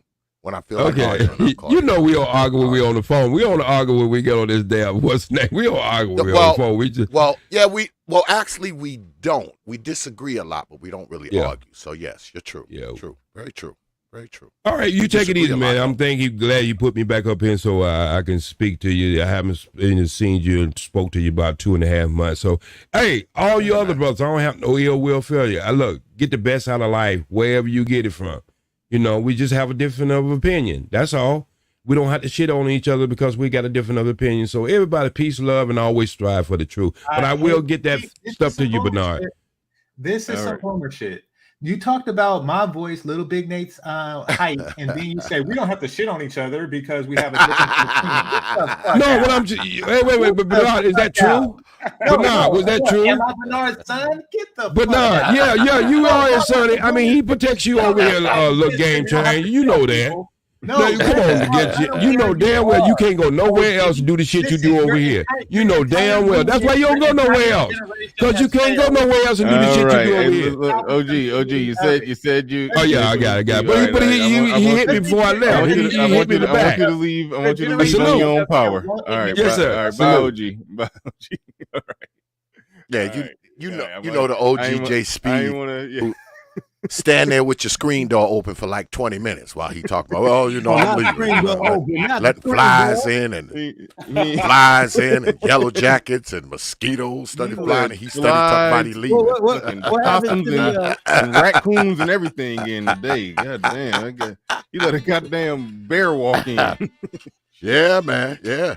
Take him 20 minutes to get through it. But what's good, everybody? And as far what's good with it, my man, brother Big Nate, what's good with it, my brother? I don't think that the whole red pill thing is quote unquote killing the pro-black movement. I think the pro-black movement kind of gave the whole red pill thing its emergence, because I'm pretty sure a lot of brothers that are, quote unquote red pill now probably were Hoteppers at some time in the past. I'm pretty sure a lot of us were. A lot of us were the whole Hotep, white supremacy, redlining, Allahu Akbar. I'm pretty sure a lot of us brothers were.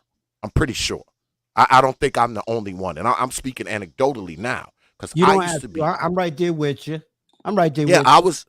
I was in the nation. I was a Muslim. I was a straight Hotep. Kufi, dashiki, beads, Quran in the car, all of that. Asking brothers, today's mathematics, sun, moon, and stars, the whole nine. All right? Go back. Yeah, man, 30 years ago.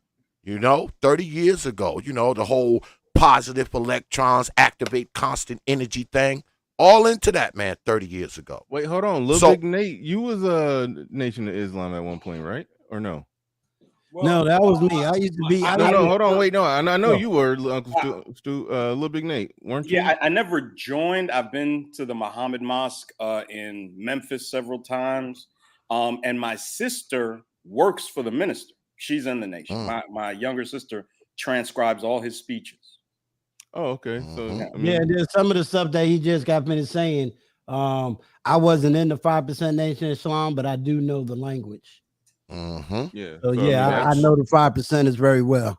Well, I think that there's really nothing much more red pill than, or much more pro-black than being red pill. Simply because basically what the red pill does is we hold each other to a certain standard. And that's what Black people should have always done in order to thrive as a people. You're going to have to hold people to a certain standard in order to move forward and in order to assure that everybody is functioning in the right direction. Now, it comes off as hate, and that's simply because so many people do not meet a basic standard in our community. So, but yeah, it is pro-Black. And as a result, we have to, unfortunately, cut ties, as I recently had to do, with people who will damage anything that you're trying to build. Well, remember I said earlier, game changer. I think we've always had it, meaning those levels of accountability, but it's the way we now can communicate. And I think that's always, at least I'm going to always stand 10 toes down on that. We didn't have the internet. So there was no way in the world I can talk to a Bernard in Michigan and he's talking to me in Virginia, or I'm talking to you in North Carolina, and we all can communicate. I think I think again, when the internet, at least when we knew how to use this internet to communicate the way we're talking now, because even when I was going through the things I was going through, I didn't have no place to really go to talk to another male to find out what in the world was going on. But this gave advocacy and a media outlet that allows that. I really think that's the missing link, that I will always say between the generation is that communication. Now we can communicate. I can hear from Servative, you, Little Big Nate. Is that you, Tobias? Okay, I thought that was Tobias Traveler up here. TP. I can hear all of y'all multi generations and be able to get advice that I couldn't get in my little circle, if I can say it that way. You see what I'm saying? Well, I agree. I mean, but then like now, Uncle Stu, then like now, Black people have always had equal voice. Unfortunately, the voices that were used at the time were stupid. And here's what I mean by stupid. When you look at like a Black family, and I'm not talking about whatever we, staple together and use crazy glue and call family today. No, I'm talking about an actual Black family where you could put the last name on the front door because everybody in that house has the same last name. I'm talking about that. When you see that and it's patriarchal and then you call it some Uncle Tom shit, that's some, oh my goodness, that's some stupidity. That was the voice of the Black community. Now, the internet didn't exist back then, but those people, those kids would walk around and say, oh, it's functional, it's patriarchal, therefore it's Uncle Tom shit. You see, people like that do not, they were still allowed in that existing community. I agree. Okay, on that note, I agree because I saw it. Yeah. And that's when women was like, hey, if you didn't marry me, my child is going to have my last name. And believe it or not, you have people that got married, they still carried the mother's last name. So, yeah, I saw it. You're absolutely right. So what should have been done, what should have been done in the golden era of the Black community was when they seen those people, those emerging boomers and they said, oh, okay, you don't like this community that we built for you, that we fought to provide you, that we took a German Shepherd to their ass and a water hose for. If you do not like this community, get the fuck out. You will not remain in this community and talk shit about it. I'm gonna say this. I'm not even gonna blame that on the boomers. If I had to be 100, that's Generation X. That's my generation. Okay. My generation, I'll admit there's areas where my generation dropped the ball, not necessarily on a personal level, but I think on a holistic level. That's why you always hear me talk about the 90s and the early 2000s, because that was Generation X that, you know what I'm saying? From my perspective, right. From my perspective, as I understand the historical timeline, like the Generation X people were like the children of the fuck ups that DC is talking about.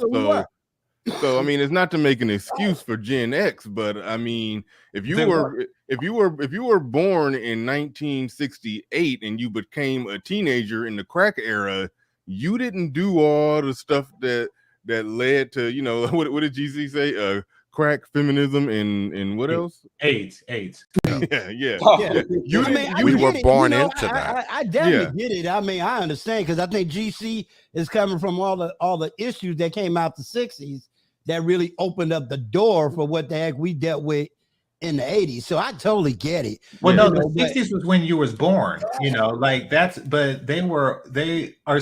when you and some of the boomers were born.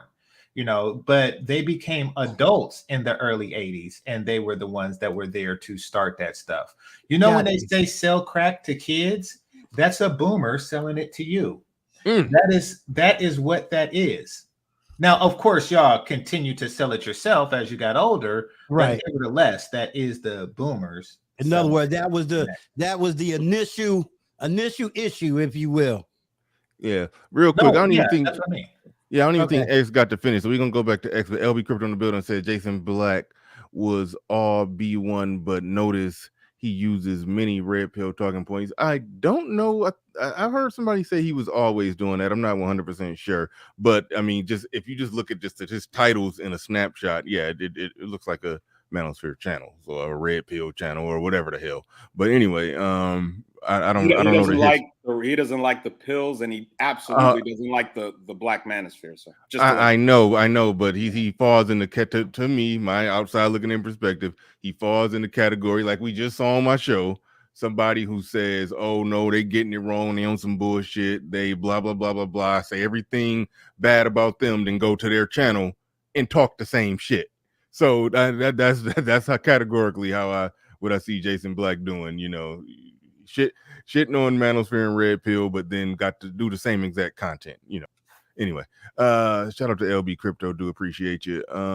Trina B in the building says, "What does being red?" I kind of hate when people do this, but anyway, what does being red pill really mean? Is it applicable to the total life experience? It is applicable to the total life experience. And what isn't applicable to the total life experience? I guess that's a good question as well. I mean, mosquitoes is applicable to the total life experience. What she's saying is red. Well, okay, is red pill applicable? What she's really asking is it only about women? That's how I interpreted her question. Well, she's no, asking, that's just one of those shut up statements. Like, oh, is it really that important? Everything's that important. If I want to talk about string beans all day and people want to watch, then it's important. The hell. Yeah, trying to direct, and no smoke to OG, but I've said this a few times, man. We can't, and Bernard's had to deal with this, people coming to the chat, "Oh, you all talking about this again?" You don't have the right to tell a grown man what to talk about on his channel. You don't. That man needs to talk about what he wants to talk about. The audience that comes. If he's successful, great. If he's not, he may need to switch it up. But stop telling grown men what to talk about, please, and how to talk about it. Mm-hmm. Well, here's the best way to say that. You can't tell the victim how long it should take that victim to heal. So you can't tell somebody who has not had a voice, who's not been able to communicate their pain, their hurt, and their anger for at least 30 years. And that's not a talking point. I lived that 30 years. For 30 years, and then give them the mic and say, "Well, you're good." I have to disagree with Clarence Jr., who says y'all are victims. No, sir, I'm a victorious individual. Everywhere in my life is victorious. I'm married. I'm getting ready to have a grandchild in about a week. I am economically suitable, and my daughters is doing good. So no, sir, I'm not a victim. I came over that victim mentality. So what that really means is that I'm out here to educate the next Black brother to be able to rise up and be unapologetically a man in every shape, form, and fashion. And so if that unapologetic language sounds like I'm a victim of what? I'm a victim of success. Well, you did kind of walk into that because you used the word victim, and I took some issue with that, but I understood what right. I was general trying to point say you in was trying to make. Context of what Little Big Nate was saying, but I always say to every brother in here, the red pill community is basically going to give you some good background knowledge and information, and it's for you to take it, utilize it, and realize that you have value, you have worth, and you can now rise up into anything that you want to rise up into. So it is not about always blaming women. No, there's a lot of different areas in which you can garnish the truth. You can own your own business. You can be financially successful. You can be academically successful. You can do things that you may have been taught you couldn't do unless you went to the government, unless you went to a woman, unless you did other things. You could be whatever you want to be. Take, trust, and believe. So on a lot of these panels, every one of us is not talking about the same thing or speaking about the same issues. But what we all trying to do is reach the same goal. Develop Black men, educate them to the best of our ability. And for some of us, let them have a successful Black home. That's how I'm looking at it, at least for me and my platform. And in all honesty, if this is a space where Black men are allowed to speak for themselves for the first time, as far as I know, in the annals of this country's history, I don't know any place where Black men were just able to speak freely, especially about their issues with Black women. You literally cannot name one place where those conversations have taken place on a regular basis, except the barbershop. True. That's if you're allowed to talk at the barbershop, because hey, you got to remember, we now got high productive jobs. I mean, you know me, I'm retired, but you know, you got to be careful what you say anywhere. Exactly. Yeah, so you can't even talk, you know, a certain kind of way, even on your job. When I was going to work, we can have these kind of conversations at work. You try having them now, you may not last a week. But this issue with quote unquote talking about women or complaining about women, if Black men are allowed to discuss things that are pertinent and important in their lives, one of the biggest issues is going to be issues with their biological counterpart. Why are people constantly trying to stifle the talk? All sorts of talk can happen. If you want to talk about crypto, there's brothers doing that. If you want to talk about business, there's brothers doing that. Yeah, all it's sorts the of classic. conversations should be taking place in this space. It's the classic. I don't like what you're saying. Could you just shut up? Argument. That's what that is. Oh, you mean so, Bernard? What you're saying is the people who use SB and E are SB and Eing people. Man, You're don't even get me. attempting to Don't shame even me into not talking about Black women. Don't even get me started on that. I already went to war on that one, and I'm done. I'm moving on. I understand. Well, it's just ironic. It's ironic because they're shaming. So well, the crazy thing is that they have this great invention, right? That's connected to your computer. I think they call it a mouse. You use that, and when you see things on your screen that you don't like, you hit like the left side button, and it makes it disappear. I mean, it's like the most magnificent thing I've ever seen. But I'm going to say this to what you said. This is what I say now whenever somebody say the shame, blame, explain shit. If you got a problem with women being shamed, put on a pussy hat and join the slut walk. I want to hear. I get them the fuck out of here. Like listen, that's where I'm at with that. It's some bullshit. It's some bullshit. But anyway, Bernard, I'm sorry. I cut you off, X. Yeah, well, what I was going to say is this. Like I said, I believe that a lot of the stuff from the whole Hotep, pro-Black, I'm African, you know, all this stuff, it kind of gave the rise, I believe, to some of the red pill stuff that we hear today, because I think a lot of brothers think and realize that a lot of the stuff we were told back in those days were lies, okay? We were lied to about a lot of things. And therefore, there's always going to be some degree of contention between, you know, the quote-unquote red pill and the quote-unquote pro-Black. There's going to be a level of contention between the two factions, simply because when you think about the red pill, the contention that they have with some of the pro-Blacks is that they think that the pro-Black people are protectors of the Black apathy, protectors of the Black complicity, and also excuse makers for Black failure, right? That's how they see a lot of the pro-Black people. Not saying that that's what it is necessarily, but that is how a lot of it appears. So, and then on the other side of on the pro-Black side of it, what do they see the red pill guys? They see them as coons. They see them as traitors. They see them as Sambos and sellouts and all this kind of stuff. So you're always going to have that contention there. And I just want to say something else before I shut up to Game Changer's point. I think it was Game Changer who was speaking about when we were younger, you always heard this term, Uncle Tom. You're an Uncle Tom because you're doing this. You're an Uncle Tom because you're doing that. Now, that alone was a mischaracterization, because anyone that read Uncle Tom's Cabin knows that Uncle Tom was the good guy. So what you really want to call people is Sambo. Negroes. That's how you know you had a lot of Exactly, people, Say. man, just repeating things that they didn't even know anything about. They had read that book. They heard other people call other Negroes that, so now they were calling you that.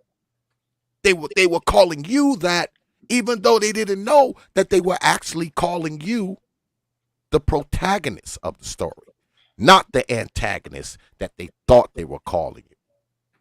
And those are some of the problems, and those are some of the lies and mischaracterizations that we heard over the course of our lives, which brought us here today. Well, But I that's think all. that speaks more to the confusion of the people who use that term, because you're right. He was a protagonist. He did free the people. It's just that the subsequent rhetoric about him, mainly from white people, got distorted. But nevertheless, the people that that pro-blacks call Uncle Tom do seem to be the greatest champions for Black people. They help the Black image overall, and in addition to that, they maintain patriarchal families. By their definition, by their twisted definition, Martin Luther King and Malcolm X would be considered Uncle Tom. Yeah.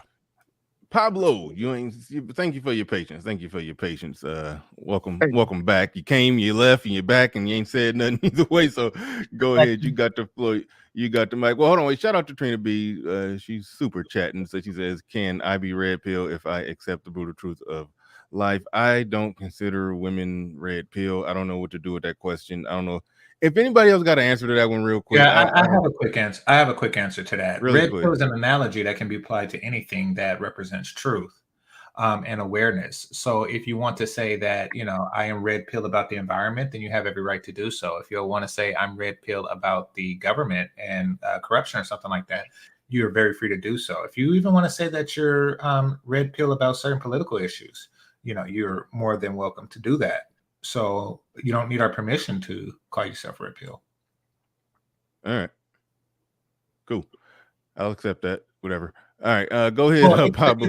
It's a all lives matter deflection. So that's why I know that's It's yeah. That's how I interpreted it. It was her way of trying to take the meaning out of it. Can I be it? If I can be it, anybody can be it. We all, Yeah, So it's an all lives matter thing. And yeah.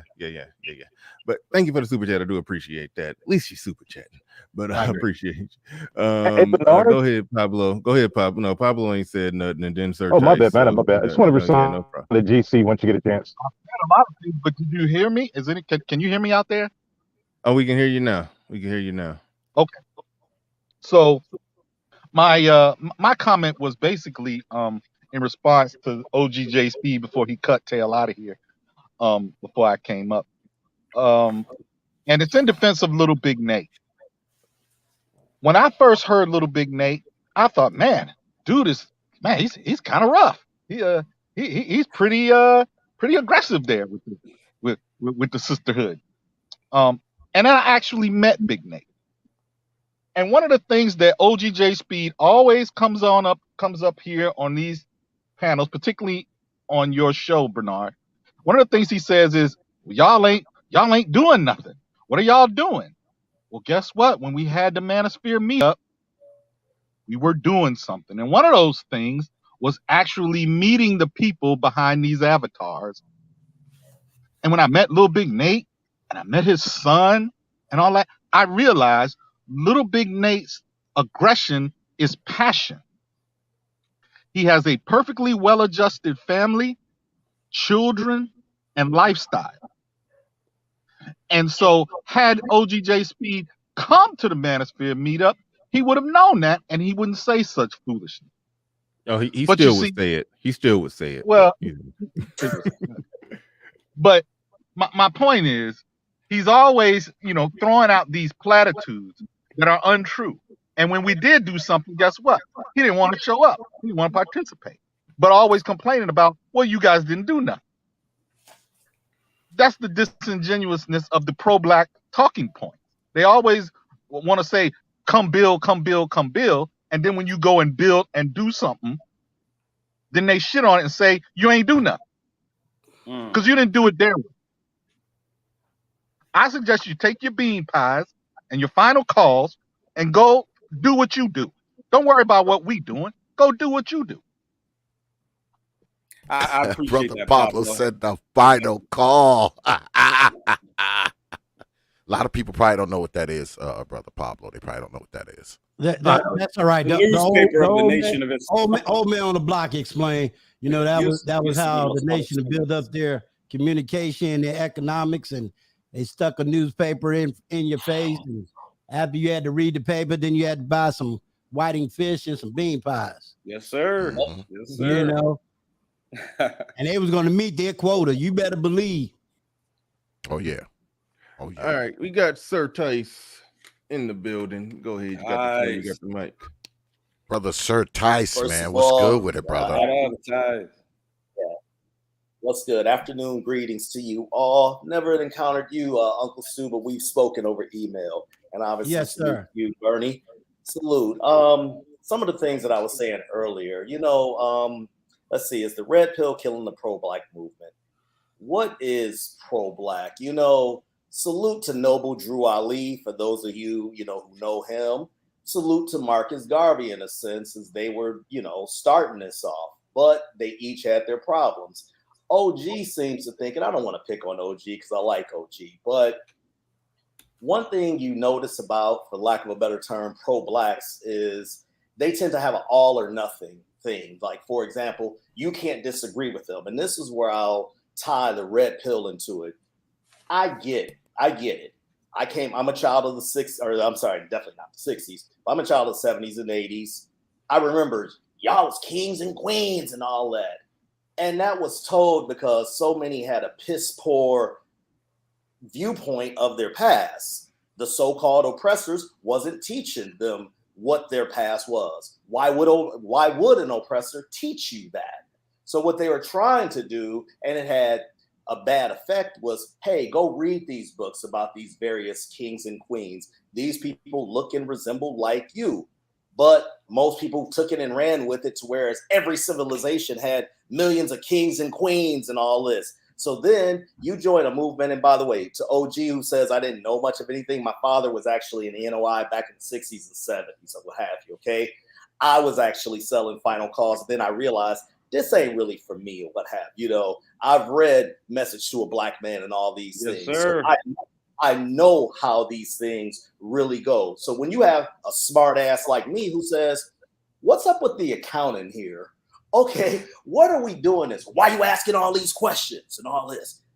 To me, that's being red pill. Like, okay, we hearing all this pie in the sky. Blue, we're going to have our whole oasis, our own farms. Blue pill, hey, what is being done with the money? Or Malcolm X and Elijah Muhammad. Nate and I will butt heads on this. Malcolm X started wondering, oh, so they're doing this with me. Okay, but he was even in a blue pill mindset because of what Elijah Muhammad, his impact in his life. He was ignoring some obvious things, there. So I just see it now.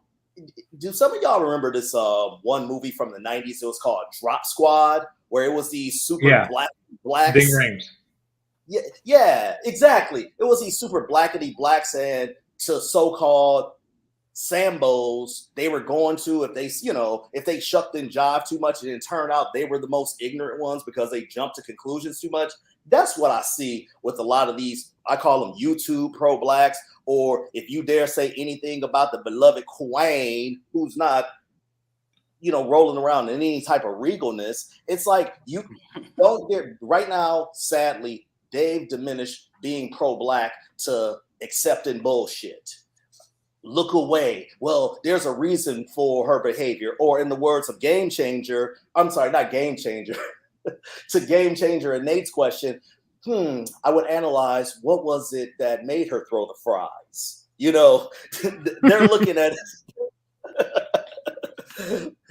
Those who watched the show last week will get that joke. Yeah, I get it. Bro. Let's ignore that effery.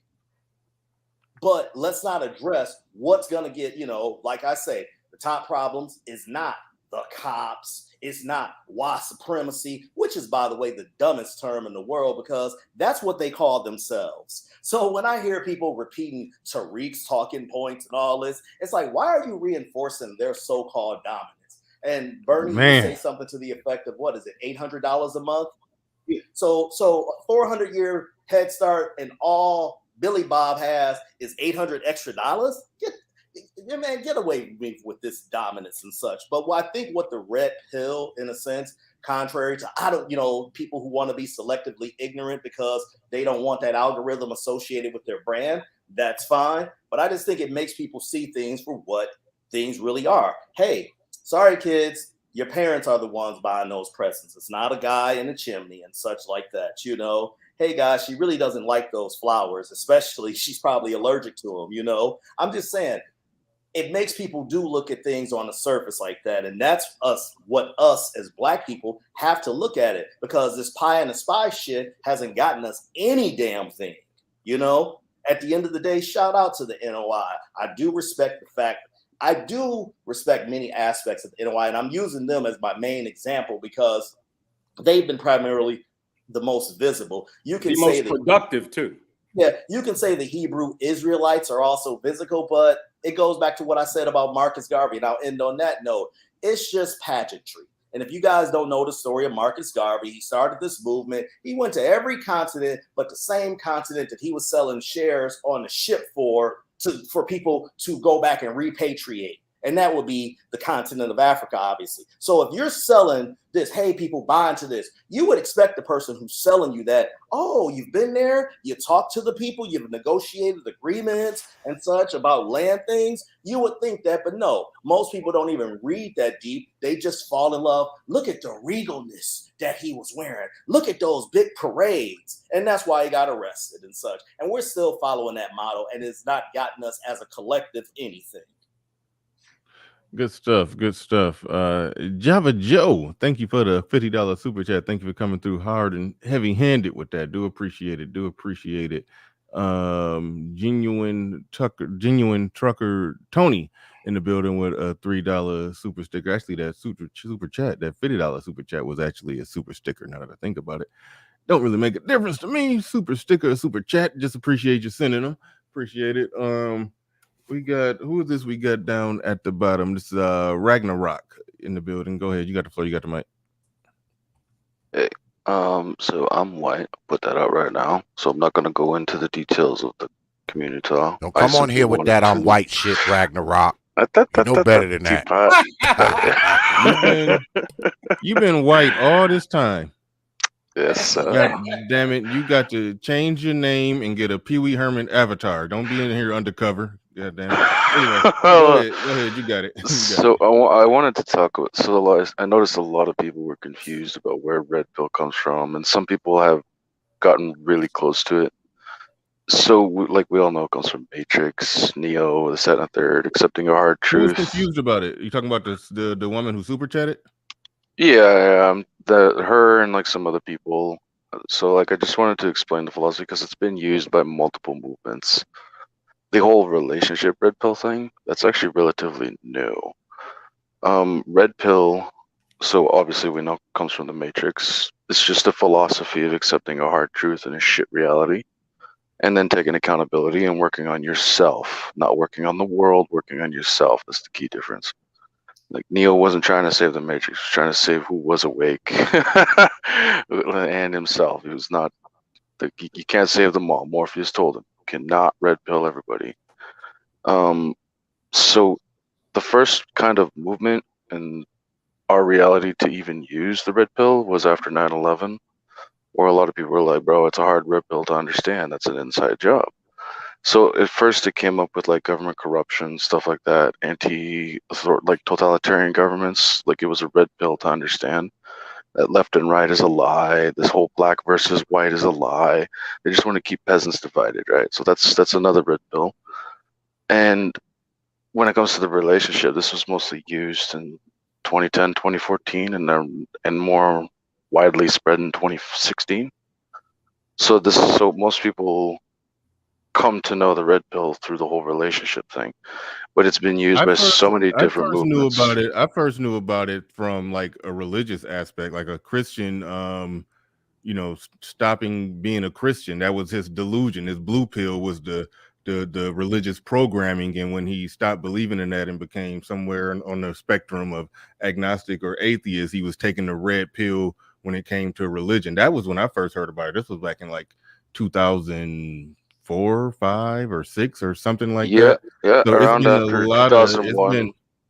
It's been a lot of different it's been applied to a lot of different things, but it's generally just a metaphor for accepting reality as what it really is versus the ultimate reassuring issue, the reassuring delusion, the comfort of the delusion. That's more or less how I always understood it. So there's that. The ultimate issue with the red pill philosophy, it can be used on so many things. The problem is people keep trying to use it in a collective fashion. It's meant for the individual.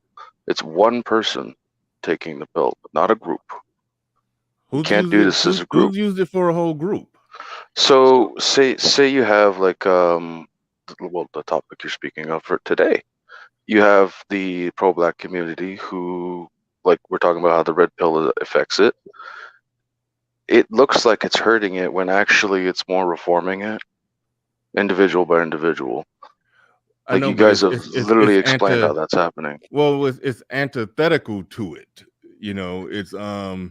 It's pulling them out of the delusion, individual by individual. Because I mean, I agree, you can't collectively take a pill. Taking a pill by definition is not something that a group of people could do together. But it's seen as it's against what was considered pro-black in many ways. That how it's breaking it up. It's breaking up their delusion. It's breaking up their delusion. That's more or less what we was getting at. So like Servative, Little Big Nate, they drop red pills quite a bit. Like when Servative did his stream on Black Love, it's like, if you're trying to sell me this, like, you can't sell it with fear. That's a hefty red pill. A lot of people need to understand.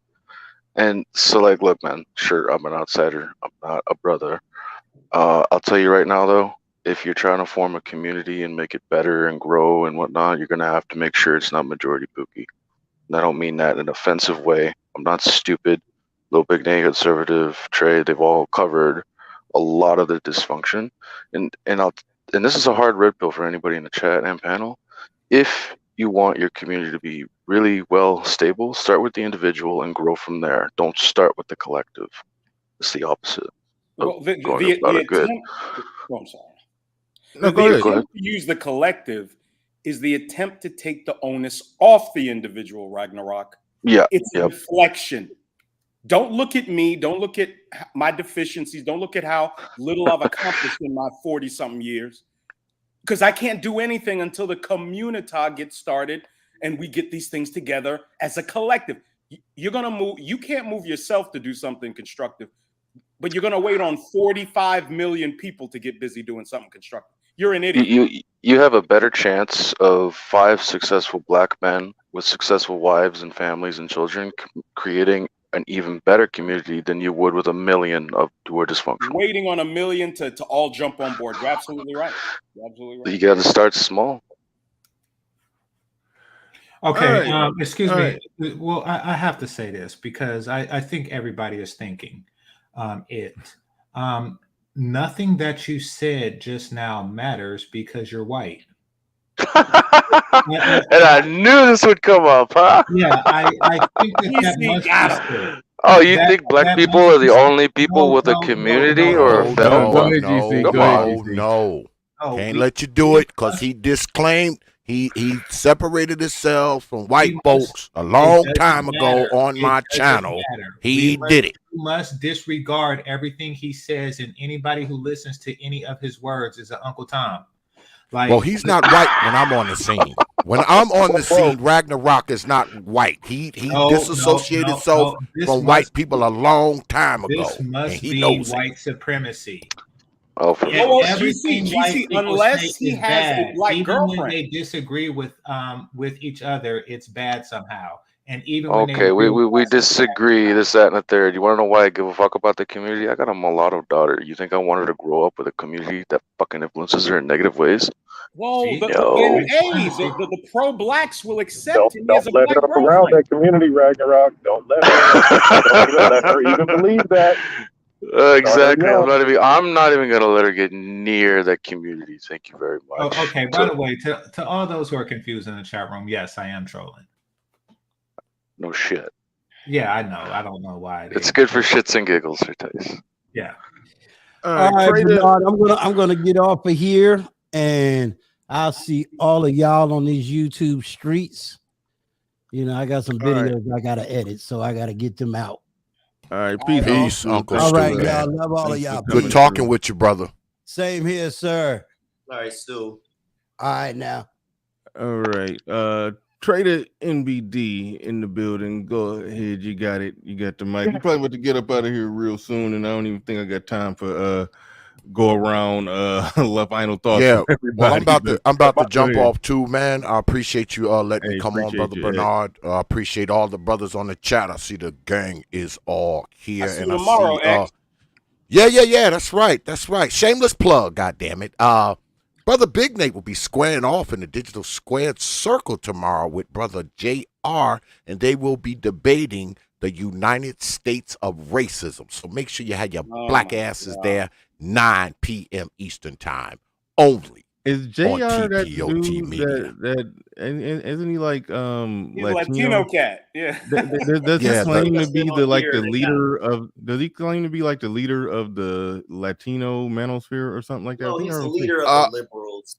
No, Yeah, he's he's the a leader. self-proclaimed left-wing liberal Democrat. You know, brother Big Nate's favorite people. Favorite type So, of people. He wants I the best for remember. you Negroes. Yeah. No, I remember I had him on my show. Well, yeah, that was a while ago. Forgot what we was talking about. It's actually on yeah, Patreon. That one's on Patreon. I remember that one. Yeah, that was yeah, interesting. they squaring off tomorrow. So make sure you're there tomorrow, 9 p.m. Eastern Time on the TPOT YouTube page. You Negroes know. Once again, brother Bernard, I appreciate you having me on. Peace to all the brothers up here on the panel and the chat. I will see you Negroes on the other side. Peace. Peace, Xavier. But it's going to be a fun debate. Nate, JR is going to try to convince you for like 3 hours that you're oppressed. So, Well, not only that, he's going to make, because he has your best interest, and you are, you're removed from the community, so you don't know like people like him. I'm waiting on JR to come rescue me, my son, and my daughter. Absolutely. But last thing I just wanted to say, I just wanted to respond to something GC said, and the red pill philosophy when it comes to relationships is in like direct contradiction to like every like supposedly red pill black female content creator, because I haven't seen one yet that at the end of the day does not fall back on pro-black. Because you got all these, just curly things, real femme sapien, all these new, red pill female content creators. And they're not leaning on the color stuff because one of them's like Puerto Rican or whatever. But at the end of the day, as a woman, can she be trusted to be red pill if she's going to lean back on the pro-blackness, which the pro-blackness doesn't state that you as a man got to be effeminate, subservient, 50-50, down for boys in dresses or abortions on demand. Can the two really work out together? When I found out that the pro-black movement is done, when I heard in this space pro-black guys who hate white people more than they hate pedophiles. Let me explain. These Negroes were in this space championing Joseph Rosenbaum and the two other white men that were killed by Kyle Rittenhouse. Kyle Rittenhouse is a 17-year-old white boy, ain't never been to jail, ain't never been a post of anti-black anything on social media. He took his gun, went into that city in Wisconsin, and defended Americans' property and their lives. And niggas hated him. They hated him for being a 17-year-old white boy with a gun more than they hated Joseph Rosenbaum, who is a 5-time convicted felon, pedophile, charged and found guilty of raping 5 boys under 12. That's when I knew the pro-black movement was done. They are finished. I will not nigga, I don't want nothing. If that's how your brain works, I'm going to side with Joseph Rosenbaum because he was marching for niggas versus rocking with Kyle for defending. He didn't ask, is this a white man's business before he defended it? He defended the property of American citizens, and niggas hated him because he's a white boy with a gun. I knew then ain't nothing you can do with most of these pro-whack blacks. Hey, the only one he didn't shoot was the black dude that day that attacked him. No, seriously, did they hate him because of that, or is that because that's what they were told about him? Dude, they do what the media tells them to do. That's what pro-whacks do. That's what I'm saying, Nate. You know, but dude, they sided with a convicted pedophile over a 17-year-old white boy with a gun ain't done nothing to nobody. Do you think Joy Reid told them that? Okay. Oh boy, don't get me started on MSNBC hosts, please. Please don't do that. Oh, but dude, just think about the type of thinking that goes into that. You are so quote unquote pro-black, you would side with a guy that was a 5-time convicted pedophile. But he Nate, literally. Nate, not to hear it that way. This is why I said earlier that it is a borderline cult. What is the number one rule of a cult? If you go against the cult, whether it's true or not, you're excommunicated. Are you not? Are you then embarrassed, ostracized, and such? So if you go against AKA communita, collective thinking, oh, you not one of us or whatever, you one of them or whatever, you sound like one of them Republicans, you know, am I lying? It's a cult. And cults, just like cults don't make any sense, this one doesn't. To Top Notch Radio, who I bet the farm is that dude from New Jersey whose name escapes me. I can explain to you real pro-blackness if you'd like, but I'm pretty sure, damn it, what was his name? The brother from New Jersey or whatever, who anytime you talked about Republicans and Democrats, he would jump all over you, man. He was actually a cool brother outside of the politic points. But he was basically saying that nobody on this panel can judge what pro-blackness is. We embarrass it. All right. We're gonna wrap this on up. I'd like to thank everybody who came through today, everybody who was on the panel today. We certainly had a good one today. Appreciate each and every one of you. And with that said, we are out of here. Peace. We gone.